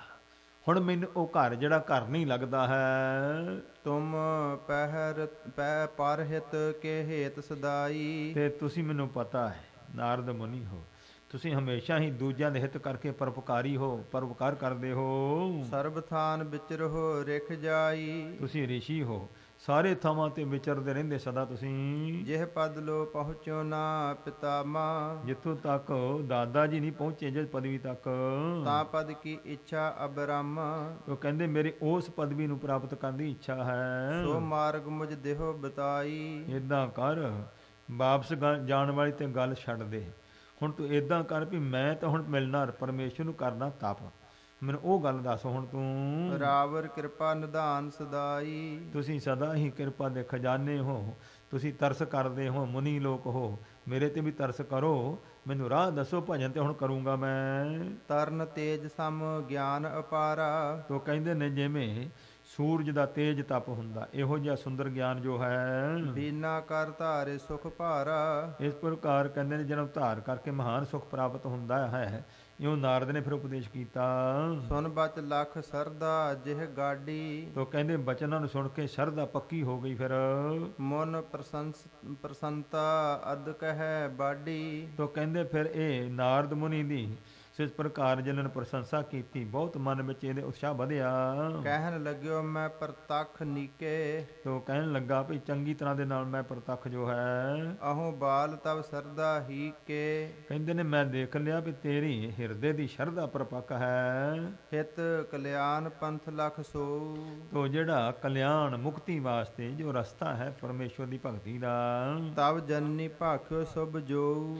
ਤੋ ਜਿਹੜਾ ਸੋਹਣਾ ਭਗਤੀ ਦਾ ਮਾਰਗ ਤੇਰੀ ਮਾਤਾ ਨੇ ਤੈਨੂੰ ਉਪਦੇਸ਼ ਦਿੱਤਾ ਹੈ। ਸ੍ਰੀ ਕਰਤਾਰ ਸਕਲ ਗੁਣ ਖਾਨੀ। ਜੋ ਵਾਹਿਗੁਰੂ ਪਰਮੇਸ਼ਵਰ ਕਰਤਾ ਕਰਤਾਰ ਹੈ, ਸਭ ਕਾਸ਼ੇ ਦਾ ਕਰਤਾ ਹੈ, ਐਸਾ ਜੋ ਵਾਹਿਗੁਰੂ ਹੈ। ਤਾਂ ਕੋ ਸੇਵ ਮਨ ਕਰਮ ਬਾਨੀ। ਫਿਰ ਠੀਕ ਹੈ, ਜੇ ਹੁਣ ਤੂੰ ਦ੍ਰਿੜਤਾ ਕਰ ਲਈ ਆ ਨਾ, ਤੇ ਮਨ ਕਰਕੇ ਬਾਣੀ ਕਰਕੇ ਸਰੀਰ ਕਰਕੇ ਉਸ ਦਾ ਸਿਮਰਨ ਕਰੋ ਤੁਸੀਂ। ਧਰਮ ਅਰਥ ਕਾਮ ਪੁੰਨ ਮੋਖਾ। ਤੋ ਧਰਮ ਅਰਥ ਕਾਮ ਤੇ ਮੋਖ, ਇਹ ਚਾਰ ਪਦਾਰਥ ਜਿਹੜੇ ਹਨ ਪਾਇਓ ਚਾਹੇ ਜਿਹ ਨਰ ਬਿਨ ਦੋਖਾ। ਜੇ ਬਿਨਾਂ ਦੋਸ਼ ਤੋਂ ਇਹਨਾਂ ਨੂੰ ਪਦਾਰਥਾਂ ਨੂੰ ਪ੍ਰਾਪਤ ਕਰਨਾ ਚਾਹੁੰਦਾ ਜਿਹੜਾ ਮਨੁੱਖ ਪ੍ਰਾਣੀ, ਸੋ ਇੱਕ ਵਾਸਦੇਵ ਕੀ ਸਰਨਾ। ਤੋ ਉਹ ਇੱਕ ਵਾਸਦੇਵ ਪਰਮੇਸ਼ਵਰ ਦੀ ਸ਼ਰਨ ਵਿੱਚ ਆ ਜਾਵੇ। ਅਪਰ ਉਪਾਵ ਨਾ ਕੋ ਬਰਨਾ। ਤੇ ਬਾਕੀ ਦੇਖ ਲਓ, ਇਹਦੇ ਵਾਸਤੇ ਫਿਰ ਹੋਰ ਕੋਈ ਯਤਨ ਨਹੀਂ ਹੈ। ਇੱਕ ਅਕਾਲ ਪੁਰਖ ਪਰਮੇਸ਼ਵਰ ਦੀ ਸ਼ਰਨ ਵਿੱਚ ਪੈ ਕੇ ਭਗਤੀ ਕਰੇ। ਆਬ ਮਦ ਬਨ ਜਮਨਾ ਤਟ ਜਾਈ। ਤੇ ਇੰਜ ਕਰ ਫਿਰ ਜਮਨਾ ਦੇ ਕਿਨਾਰੇ ਜੋ ਮਧੂਬਨ ਹੈ ਉੱਥੇ ਜਾ ਕੇ ਜਥਾ ਜੋਗ ਆਸਨ ਕੋ ਲਾਈ। ਜਿਵੇਂ ਜੋਗ ਹੈ ਉਵੇਂ ਉੱਥੇ ਜਾ ਕੇ ਆਸਣ ਲਾ ਕਰਕੇ ਭਲ ਬਿਦ ਸਾਧ ਹੋ ਪ੍ਰਾਣੰ ਜਾਮਾ। ਤੋਂ ਕਹਿੰਦੇ ਇਸ ਪ੍ਰਕਾਰ ਪ੍ਰਾਣਾਯਾਮ, ਕਿਉਂਕਿ ਉਹ ਸਤਯੁਗ ਦੇ ਸਮੇਂ ਤੋਂ ਪ੍ਰਾਣਾਯਾਮ ਹੀ ਸਵਾਸਾਂ ਦੀ ਕਿਰਿਆ, ਸਵਾਸਾਂ ਦਾ ਅਭਿਆਸ, ਯੋਗ ਸਾਧਨਾ ਕਹਿੰਦੇ ਜਾ ਕੇ ਕਰ ਤੂੰ। ਹੋਵੇ ਹਿਰਦਾ ਬਿਮਲ ਅਬਰਾਮਾ। ਤੇਰਾ ਬਹੁਤ ਹਿਰਦਾ ਸ਼ੁੱਧ ਸੁੰਦਰ ਹੋ ਜਾਵੇਗਾ। ਧਰੋ ਧਿਆਨ ਤਬ ਸ੍ਰੀ ਹਰਿ ਪੂਰੰ। ਤੋ ਜੋ ਪਰਮੇਸ਼ਰ ਸਾਰੇ ਵਿਆਪਕ ਹੈ ਉਸ ਦਾ ਧਿਆਨ ਧਾਰਨ ਕਰੋ। ਸ਼ਿਆਮ ਸਰੂਪ ਅਨੂਪਮ ਅਰੂਰੰ। ਜੋ ਇਹਨਾਂ ਦਾ ਜਿਹੜਾ ਇਸ਼ਟ ਦੇਵ ਵਿਸ਼ਨੂੰ ਨੂੰ ਮੰਨਦੇ ਨੇ, ਕਹਿੰਦੇ ਬੜਾ ਭਾਰੀ ਉਪਮਾ ਤੋਂ ਰਹਿਤ ਸ਼ਾਮ ਸਰੂਪ ਹੈ ਉਸ ਮਾਲਕ ਦਾ। ਸਾਮ ਮਯੰਕ ਮੁਖ ਮੰਡਲ ਸੋਹਨ। ਉਹਨਾਂ ਦਾ ਮੁਖ ਮੰਡਲ ਜਿਹੜਾ ਨਾ ਚੰਦਰਮਾ ਦੇ ਨਿਆਈ ਬੜਾ ਸ਼ੋਭਾ ਵਾਲਾ ਹੈ। ਚਾਰ ਚਖਨ ਚਿਤਵਨ ਮਨ ਮੋਹਨ। ਤੋ ਜਿਹੜੇ ਇਹਦੇ ਨੇਤਰ ਨੇ ਚਖਨ ਬੜੇ ਚਾਰ ਸੁੰਦਰ ਹਨ, ਜੋ ਚਿਤਵਨੀ ਕਰਦੇ ਨੇ ਮੋਹਤ ਕਰ ਲੈਂਦੇ ਹਨ। ਮੰਦ ਮੰਦ ਮੁਸਕਾਨ ਕਪੋਲਾ। ਤੋ ਇਸ ਪ੍ਰਕਾਰ ਹੌਲੀ ਹੌਲੀ ਹੱਸਦੇ ਨੇ ਭਗਵਾਨ। ਇਹੋ ਜਿਹਾ ਸਰੂਪ ਉਸ ਦਾ ਜੋ ਧਿਆਨ ਕਰਨਾ ਹੈ। ਅਦਰ ਅਰਨ ਸ਼ਬ ਬਨੀ ਅਮੋਲਾ। ਜਿਨ੍ਹਾਂ ਦੇ ਹੋਠਾਂ ਦੀ ਬੜੀ ਸ਼ੋਭਾ ਅਮੋਲਕ ਹੈ। ਚਾਰ ਭੁਜਾ ਜੁਤ ਭੂਖਨ ਚਾਰੂ। ਤੋ ਕਹਿੰਦੇ ਚਾਰ ਉਸ ਦੀਆਂ ਬਾਹਾਂ ਨੇ ਵਿਸ਼ਨੂੰ ਮਹਾਰਾਜ ਦੀਆਂ ਚਤੁਰਭੁਜੀ, ਤੇ ਚਾਰਾਂ ਦੇ ਵਿੱਚ ਹੀ ਇਸ ਪ੍ਰਕਾਰ ਚਾਰ ਇਸ ਪ੍ਰਕਾਰ ਉਸ ਨੇ ਵਸਤੂਆਂ ਫੜੀਆਂ ਹੋਈਆਂ ਨੇ। ਗਦਾ ਚੱਕਰ ਦਰ ਅੰਬੁਜ ਧਾਰੂ। ਤੋ ਕਹਿੰਦੇ ਉਸ ਦੇ ਇੱਕ ਗਦਾ ਹੈ ਗੁਰਜ, ਤੇ ਇੱਕ ਸੁਦਰਸ਼ਨ ਚੱਕਰ ਹੈ। ਇੱਕ ਵਿੱਚ ਇਸ ਪ੍ਰਕਾਰ ਇੱਕ ਹੱਥ ਦੇ ਵਿੱਚ ਸੰਖ ਫੜਿਆ ਹੋਇਆ, ਇੱਕ ਵਿੱਚ ਕਮਲ ਦਾ ਫੁੱਲ।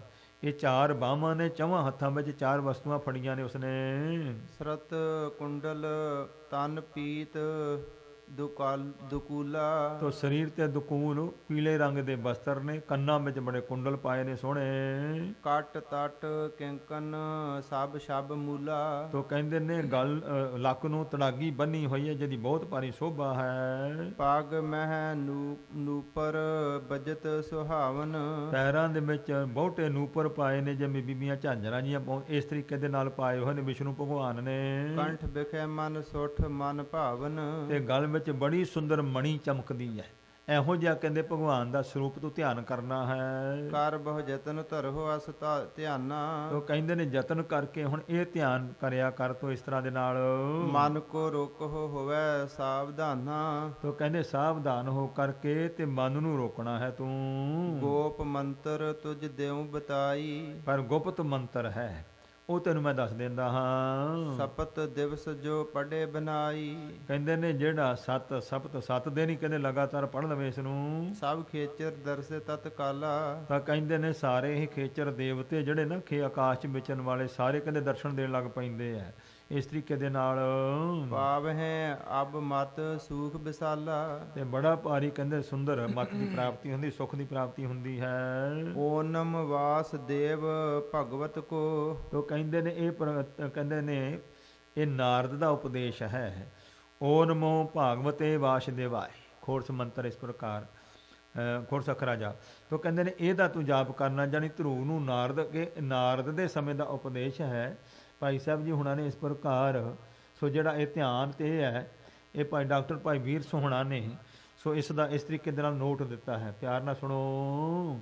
ਇਹ ਨਾਰਦ ਨੇ ਵਿਸ਼ਨੂੰ ਦਾ ਧਿਆਨ ਦੱਸਿਆ ਹੈ, ਤੇ ਉਹ ਵਾਸੁਦੇਵ ਵਿਸ਼ਨੂੰ ਦਾ ਹੀ ਜਾਪ ਦੱਸਿਆ ਹੈ। ਇਹ ਉਪਦੇਸ਼ ਤੇ ਧਿਆਨ ਉਸ ਸਮੇਂ ਦਾ ਹੈ ਤੇ ਉਸ ਮਤ ਦਾ ਹੈ ਕਿ ਜਦੋਂ ਤੇ ਜਿਸ ਮਤ ਦੇ ਆਚਾਰਿਆ ਨਾਰਦ ਜੀ ਹੋਏ ਹਨ। ਗੁਰਸਿੱਖਾਂ ਲਈ ਵਾਹਿਗੁਰੂ ਮੰਤਰ ਦਾ ਜਾਪ ਤੇ ਧਿਆਨ ਨਾਮ ਦਾ ਹੈ। ਸਤਿਗੁਰੂ ਜੀ ਦਾ ਗੁਰਮੁਖ ਦਾ ਵੀ ਵਿਹਿਤ ਹੈ, ਪਰ ਮਾਰਗ ਸਿੱਖੀ ਦਾ ਲਿਵ ਹੈ, ਜਿਸ ਵਿੱਚ ਸੇਧ ਨਿਰਗੁਣ ਦੀ ਹੁੰਦੀ ਹੈ, ਸਰਗੁਣ ਧਿਆਨ ਦੀ ਲੋੜ ਨਹੀਂ। ਨਾਮ ਆਪਣੇ ਆਪ ਵਿੱਚ ਤਵੱਜੋ ਨੂੰ ਇੱਕ ਪਾਸੇ ਰੱਖਣ ਵਾਲਾ ਹੈ।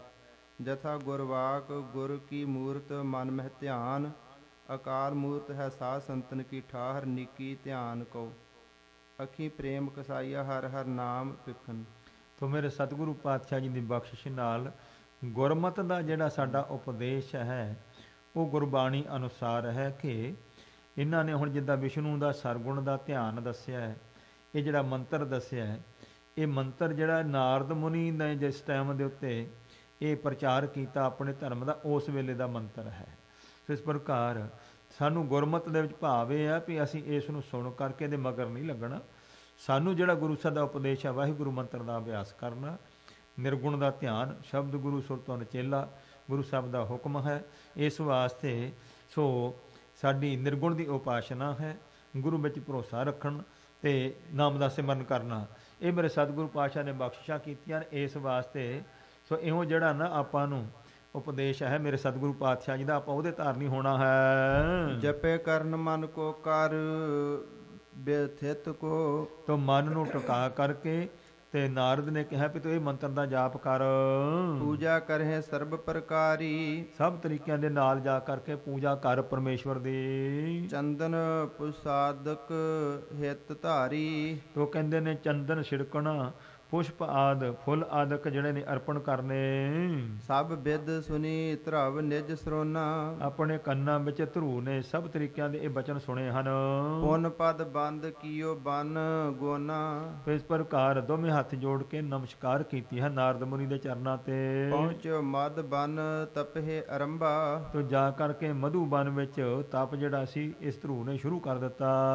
ਜਹ ਰਵ ਤਨਿਆ ਪਾਵਨ ਅੰਬਾ, ਜਿੱਥੇ ਕਹਿੰਦੇ ਇਸ ਪ੍ਰਕਾਰ ਸੂਰਜ ਦੀ ਪੁੱਤਰੀ ਜਿਹੜੀ ਹੈ ਜਮਨਾ ਜਿੱਥੇ ਚੱਲਦੀ ਹੈ। ਚਲ ਨਾਰਦ ਨ੍ਰਿਪ ਕੇ ਢਿਗਿਆ ਵਾ, ਤਾਂ ਇਉਂ ਇਧਰੋਂ ਧਰੂ ਨੂੰ ਉਪਦੇਸ਼ ਕਰਕੇ ਤਪੱਸਿਆ ਵਿੱਚ ਲਾ ਕੇ ਨਾਰਦ ਮੁਨੀ ਫਿਰ ਰਾਜੇ ਉਤਾਨਪਾਦ ਕੋਲ ਆ ਗਿਆ ਹੈ, ਧਰੂ ਦੇ ਪਿਤਾ ਕੋਲ। ਸੁਤ ਵਿਯੋਗ ਜਿਹ ਮੁਖ ਮੁਰਝਾਵਾ, ਹੁਣ ਪੁੱਤਰ ਦਾ ਵਿਛੋੜਾ ਪਿਤਾ ਨੂੰ ਤਾਂ ਹੈ, ਚਿਹਰਾ ਮੁਰਝਾਇਆ ਹੋਇਆ ਦੇਖਿਆ। ਵੇਖ ਰੇਖ ਕੋ ਨ੍ਰਿਪ ਆਦਰ ਦੀਨਾ, ਤੋ ਕਹਿੰਦੇ ਨੇ ਇਸ ਪ੍ਰਕਾਰ ਸੋ ਰਾਜੇ ਨੇ ਆਉਂਦੇ ਦੇਖ ਕੇ ਮੁਨੀ ਨੂੰ ਸਤਿਕਾਰ ਕੀਤਾ।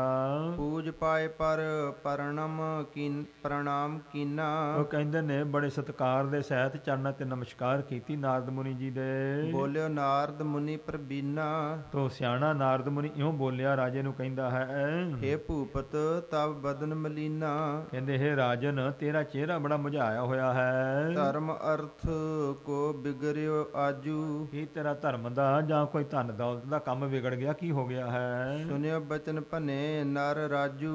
ਉਹ ਕਹਿੰਦੇ ਨੇ ਇਸ ਪ੍ਰਕਾਰ ਰਾਜੇ ਨੇ ਬਚਨ ਸੁਣ ਕੇ ਦੱਸਿਆ, ਇਉਂ ਕਿਹਾ ਕਿ ਮਨ ਮੈਂ ਕਾਮੀ ਮਤ ਹੀਨਾ। ਕਹਿਣ ਲੱਗੇ, ਹੇ ਮੁਨੀ ਜੀ, ਮੈਂ ਇਸ ਤਰੀਕੇ ਦੇ ਨਾਲ ਹੀਣੀ ਮਤ ਵਾਲਾ ਹਾਂ। ਲੰਪਟ ਸਦਾ ਰਹੋ ਤੀਏ ਦੀਨਾ। ਇਸ ਪ੍ਰਕਾਰ ਕਹਿੰਦੇ ਨੇ ਮੈਂ ਇਸ ਪ੍ਰਕਾਰ ਆਪਣੀ ਇੱਕ ਹੀ ਰਾਣੀ ਨੂੰ ਪਿਆਰ ਕਰਨ ਲੱਗਦਾ ਹਾਂ। ਬਾਲਕ ਪੰਚ ਬਰਖ ਕੋ ਜੋ। 5 ਸਾਲਾਂ ਦਾ ਮੇਰਾ ਪੁੱਤਰ ਜੋ ਸੀ, ਬਿਨ ਅਪਰਾਧ ਤਜਿਓ ਮੈਂ ਸੋ। ਤੇ ਉਹਦੇ ਵਿਚਾਰ ਦਾ ਪੁੱਤਰ ਦਾ ਗੁਨਾਹ ਕੋਈ ਨਹੀਂ ਤੇ ਮੈਂ ਉਸ ਨੂੰ ਤਿਆਗ ਦਿੱਤਾ ਹੈ। ਕਹਿੰਦੇ ਇਸ ਕਰਕੇ ਮੇਰਾ ਚਿਹਰਾ ਉਦਾਸ ਹੈ। ਅਬ ਉਠ ਗਇਓ ਬਰਖ ਕੋ, ਅਬ ਉਠ ਗਇਓ ਕਰਨ ਤਪ ਬਨ ਮੈਂ। ਤੇ ਹੁਣ ਜੰਗਲ ਨੂੰ ਤਪੱਸਿਆ ਕਰਨ ਵਾਸਤੇ ਚਲਾ ਗਿਆ, ਬਾਲਕ ਹੈ ਉਹ। ਸੁਦਾ ਹੋਏ ਸ਼ਰਮ ਸੀਤ ਉਸਨ ਮੈਂ। ਤੇ ਉਸ ਨੂੰ ਠੰਡ ਲੱਗੂਗੀ, ਗਰਮੀ ਲੱਗੂਗੀ, ਭੁੱਖ ਲੱਗੂ, ਕੀ ਜੰਗਲਾਂ 'ਚ ਖਾਊਗਾ? ਸੋ ਕਿਮ ਸਹਿ ਜੇ ਸੰਕਟ ਭਾਰੀ। ਇਹ ਭਾਰੀ ਜਿਹੜੇ ਸੰਕਟ ਦੁੱਖ ਹਨ ਜੰਗਲਾਂ ਵਿੱਚ ਕਿਵੇਂ ਸਹਾਰੇਗਾ ਪੁੱਤਰ ਮੇਰਾ? ਖਾਏ ਜਾਏ ਕੋ ਬਿਨ ਰਖਵਾਰੀ। ਤੋ ਕੋਈ ਰਖਵਾਲਾ ਨਹੀਂ ਹੋਣਾ, ਕੋਈ ਜੰਗਲ ਦਾ ਜਾਨਵਰ ਹੀ ਖਾ ਜਾਊਗਾ ਉਹਨੂੰ ਤਾਂ। ਕਰਨਾ ਬੈਨ ਸੁਨੇ ਮਨ ਰਾਈ। ਜਦੋਂ ਇਸ ਪ੍ਰਕਾਰ ਦੇ ਬਚਨ ਸੋ ਕਰਨਾ ਮੈਂ, ਸੋ ਇਸ ਪ੍ਰਕਾਰ ਦਇਆ ਵਾਲੇ ਜਾਂ ਇਸ ਤਰੀਕੇ ਦੇ ਨਾਲ ਹਰਖਦੇ ਬਚਨ ਜਦੋਂ ਸੁਣੇ ਹਨ ਤਾਂ ਹੇਤ ਪ੍ਰਬੋਧਨ ਗਿਰਾ ਅਲਾਈ। ਤਾਂ ਨਾਰਦ ਮੁਨੀ ਨੇ ਸਮਝਾਉਣ ਵਾਸਤੇ ਰਾਜੇ ਉਤਾਨਪਾਦ ਨੂੰ ਇਉਂ ਬਚਨ ਕੀਤੇ ਹਨ। ਸੁਤ ਕੇ ਹੇਤ ਨਾ ਸੋਚ ਰਜਾਨਾ। ਕਹਿੰਦੇ ਰਾਜਨ ਤੂੰ ਹੁਣ ਆਪਣੇ ਉਸ ਪੁੱਤਰ ਦਾ ਫਿਕਰ ਤੇ ਕਰਨਾ, ਉਹਦਾ ਫਿਕਰ ਕਰਨ ਦੀ ਲੋੜ ਨਹੀਂ ਤੈਨੂੰ। ਈਸ਼ਰ ਬਸਹਿ ਸਰਬ ਸਥਾਨਾ। ਸਾਰੇ ਥਾਵਾਂ ਦੇ ਉੱਤੇ ਈਸ਼ਵਰ ਪਰਮੇਸ਼ਰ ਵਸਦਾ ਹੈ। ਬਨ ਮੈਂ ਸਿਸ ਕਰ ਹੈ ਤਪ ਭਾਰੀ। ਜੰਗਲ ਦੇ ਵਿੱਚ ਤੇਰਾ ਬਾਲਕ ਹੁਣ ਬੜਾ ਭਾਰੀ ਤਪ ਕਰੇਗਾ। ਲੋਕਪਾਲ ਤੇ ਉੱਚ ਅਧਿਕਾਰੀ। ਕਹਿੰਦੇ ਲੋਕਪਾਲ ਆਦਿਕ ਉਹਨਾਂ ਤੋਂ ਵੀ ਉੱਚ ਅਧਿਕਾਰੀ ਬਣੂਗਾ ਭਗਤੀ ਕਰਕੇ। ਥੋਰਨ ਦਿਵਸ ਆਏ ਤਬ ਪਾਸਾ। ਤੇ ਤੂੰ ਫਿਕਰ ਨਾ ਕਰ, ਥੋੜੇ ਦਿਨਾਂ ਤੱਕ ਤੇਰੇ ਕੋਲ ਆ ਜਾਏਗਾ ਉਹ। ਜਗ ਮੈਂ ਕਰ ਹੈ ਸੋ ਜਸ ਪ੍ਰਕਾਸ਼ਾ। ਬੜਾ ਭਾਰੀ ਜਸ ਦੁਨੀਆ ਵਿੱਚ ਪ੍ਰਕਾਸ਼ ਕਰੇਗਾ ਤੇਰਾ ਪੁੱਤਰ ਜੋ ਹੈ। ਅਸ ਪ੍ਰਕਾਰ ਕਹਿ ਮੁਨੀ ਪਿਆਨਾ। ਇਉਂ ਬਚਨ ਕਹਿ ਕਰਕੇ ਹੌਸਲਾ ਦੇ ਕਰਕੇ ਰਾਜੇ ਨੂੰ ਚਲਾ ਗਿਆ। ਤਜਿਓ ਰਾਜ ਨਿਜ ਸੋਚ ਰੋਜ਼ਾਨਾ। ਤੋ ਰਾਜੇ ਨੇ ਫਿਰ ਇਸ ਪ੍ਰਕਾਰ ਦੀ ਸੋਚ ਜਿਹੜੀ ਤਿਆਗ ਦਿੱਤੀ ਹੈ। ਇਸ ਤਰੀਕੇ ਦੇ ਨਾਲ ਸੋ ਧਰੁਵ ਭਗਤ ਜੀ ਇਹ ਪਰਮੇਸ਼ਵਰ ਦੀ ਭਗਤੀ ਕਰਨ ਵਾਸਤੇ ਚੱਲ ਪਏ ਨੇ। ਨਾਰਦ ਮੁਨੀ ਨੇ ਉਪਦੇਸ਼ ਕੀਤਾ ਹੈ ਔਰ ਇੱਧਰ ਰਾਜੇ ਨੂੰ ਵੀ ਹੌਸਲਾ ਦੇ ਦਿੱਤਾ ਕਿ ਭਗਤੀ ਕਰਕੇ ਕੁਝ ਸਮੇਂ ਤੱਕ ਤੇਰੇ ਕੋਲ ਆ ਜਾਏਗਾ, ਬੜਾ ਜਸ ਹੋਵੇਗਾ, ਜਿਸ ਤਰ੍ਹਾਂ ਅੱਗੇ ਮੇਰੇ ਸਤਿਗੁਰੂ ਦੀ ਬਖਸ਼ਿਸ਼ ਹੁੰਦੀ ਹੈ। ਧਰੁਵ ਭਗਤ ਜੀ ਭਗਤੀ ਕਰਕੇ ਜਿਵੇਂ ਜਿਵੇਂ ਬਰਕਤਾਂ ਹੁੰਦੀਆਂ ਨੇ ਅਗਲੇ ਸਮੇਂ ਦੇ ਵਿੱਚ ਅਸੀਂ ਇਸ ਪ੍ਰਸੰਗ ਦੀ ਲੜੀ ਨੂੰ ਸਰਵਣ ਕਰ ਸਕਾਂਗੇ। ਸਤਿਗੁਰੂ ਪਾਤਸ਼ਾਹ ਰਹਿਮਤਾਂ ਬਖਸ਼ਾਂ ਕਰਨ, ਸਾਡੇ ਮਨਾਂ ਵਿੱਚ ਸਤਿਗੁਰੂ ਦਾ ਪਿਆਰ ਵਸੇ, ਜਿਸ ਦੇ ਧਾਰਨੀ ਹੋ ਕੇ ਲੋਕ ਸੁਖੀਏ ਪਰਲੋਕ ਸੁਹੇਲੇ। ਨਾਨਕ ਹਰ ਪ੍ਰਮੇ ਆਪੇ ਮਿਲੇ ਦੀ ਵਰਤਾਂ ਦੇ ਪਾਤਰ ਬਣੀਏ। ਤੋ ਸਤਿਗੁਰੂ ਦੀ ਬਖਸ਼ਿਸ਼ ਦੇ ਨਾਲ ਸੋ ਪੋਹ ਦਾ ਮਹੀਨਾ ਚੱਲ ਰਿਹਾ ਹੈ। ਧੰਨ ਕਲਗੀਧਰ ਸ਼ਹਿਨਸ਼ਾਹ ਪਿਤਾ ਮਹਾਰਾਜ ਦੇ ਵੱਡੇ ਜੋ 2 ਸਾਹਿਬਜ਼ਾਦੇ ਉਹਨਾਂ ਦੀ ਸ਼ਹੀਦੀ ਦੇ ਸੰਬੰਧ ਵਿੱਚ ਜਿਹੜਾ ਹੈ ਅੱਜ ਸ੍ਰੀ ਅਖੰਡ ਪਾਠ ਸਾਹਿਬ ਜੀ ਸਮੂਹ ਸੰਗਤਾਂ ਵੱਲੋਂ ਰੱਖਿਆ ਗਿਆ ਹੈ। ਸਤਿਗੁਰੂ ਜੀ ਬਖਸ਼ਿਸ਼ ਕਰਨ। ਸਤਿਗੁਰੂ ਕਲਗੀਧਰ ਪਾਤਸ਼ਾਹ ਮਾਰੇ ਸਰਬੰਸ ਵਾਰਿਆ। ਵੱਡੇ ਸਾਹਿਬਜ਼ਾਦਿਆਂ ਨੇ ਜਿਸ ਤਰ੍ਹਾਂ ਸੋ ਦੁਸ਼ਮਣਾਂ ਦੇ ਨਾਲ ਚਮਕੌਰ ਦੀ ਗੜੀ ਵਿੱਚ ਯੁੱਧ ਕਰਕੇ ਸ਼ਹੀਦੀਆਂ ਪ੍ਰਾਪਤ ਕੀਤੀਆਂ ਹਨ, ਉਹ ਦਿਨ ਜਿਹੜਾ ਅਸੀਂ ਮਨਾਉਣ ਵਾਸਤੇ ਸੋ ਇਹ ਉਪਰਾਲਾ ਸੋ ਕੀਤਾ ਹੈ। ਸਤਿਗੁਰੂ ਜੀ ਬਖਸ਼ਿਸ਼ ਕਰਨ, ਰਹਿਮਤ ਕਰਨ। ਅਸੀਂ ਸੋ ਆਪਣੀਆਂ ਭਾਵਨਾਵਾਂ ਦੇ ਸਹਿਤ ਸੋ ਉਹਨਾਂ ਨੂੰ ਯਾਦ ਕਰਕੇ, ਗੁਰੂ ਪਾਤਸ਼ਾਹ ਨੂੰ ਯਾਦ ਕਰਕੇ ਸਤਿਗੁਰੂ ਪਾਤਸ਼ਾਹ ਦੇ ਚਰਨਾਂ ਵਿੱਚ ਆਪਣਾ ਫਰਜ਼ ਅਦਾ ਕਰੀਏ। ਗੁਰੂ ਦੇ ਚਰਨਾਂ ਨਾਲ ਜੁੜ ਕਰਕੇ ਆਨੰਦ ਮਾਣੀਏ ਜੀ। ਆਸ ਪ੍ਰਕਾਰ ਕਹਿ ਮੁਨੀ ਪਿਆਨਾ। ਤਜਿਓ ਰਾਜ ਨਿਜ ਸੋਚ ਰਜਾਨਾ। ਵਾਹਿਗੁਰੂ ਜੀ ਕਾ ਖਾਲਸਾ, ਵਾਹਿਗੁਰੂ ਜੀ ਕੀ ਫਤਿਹ।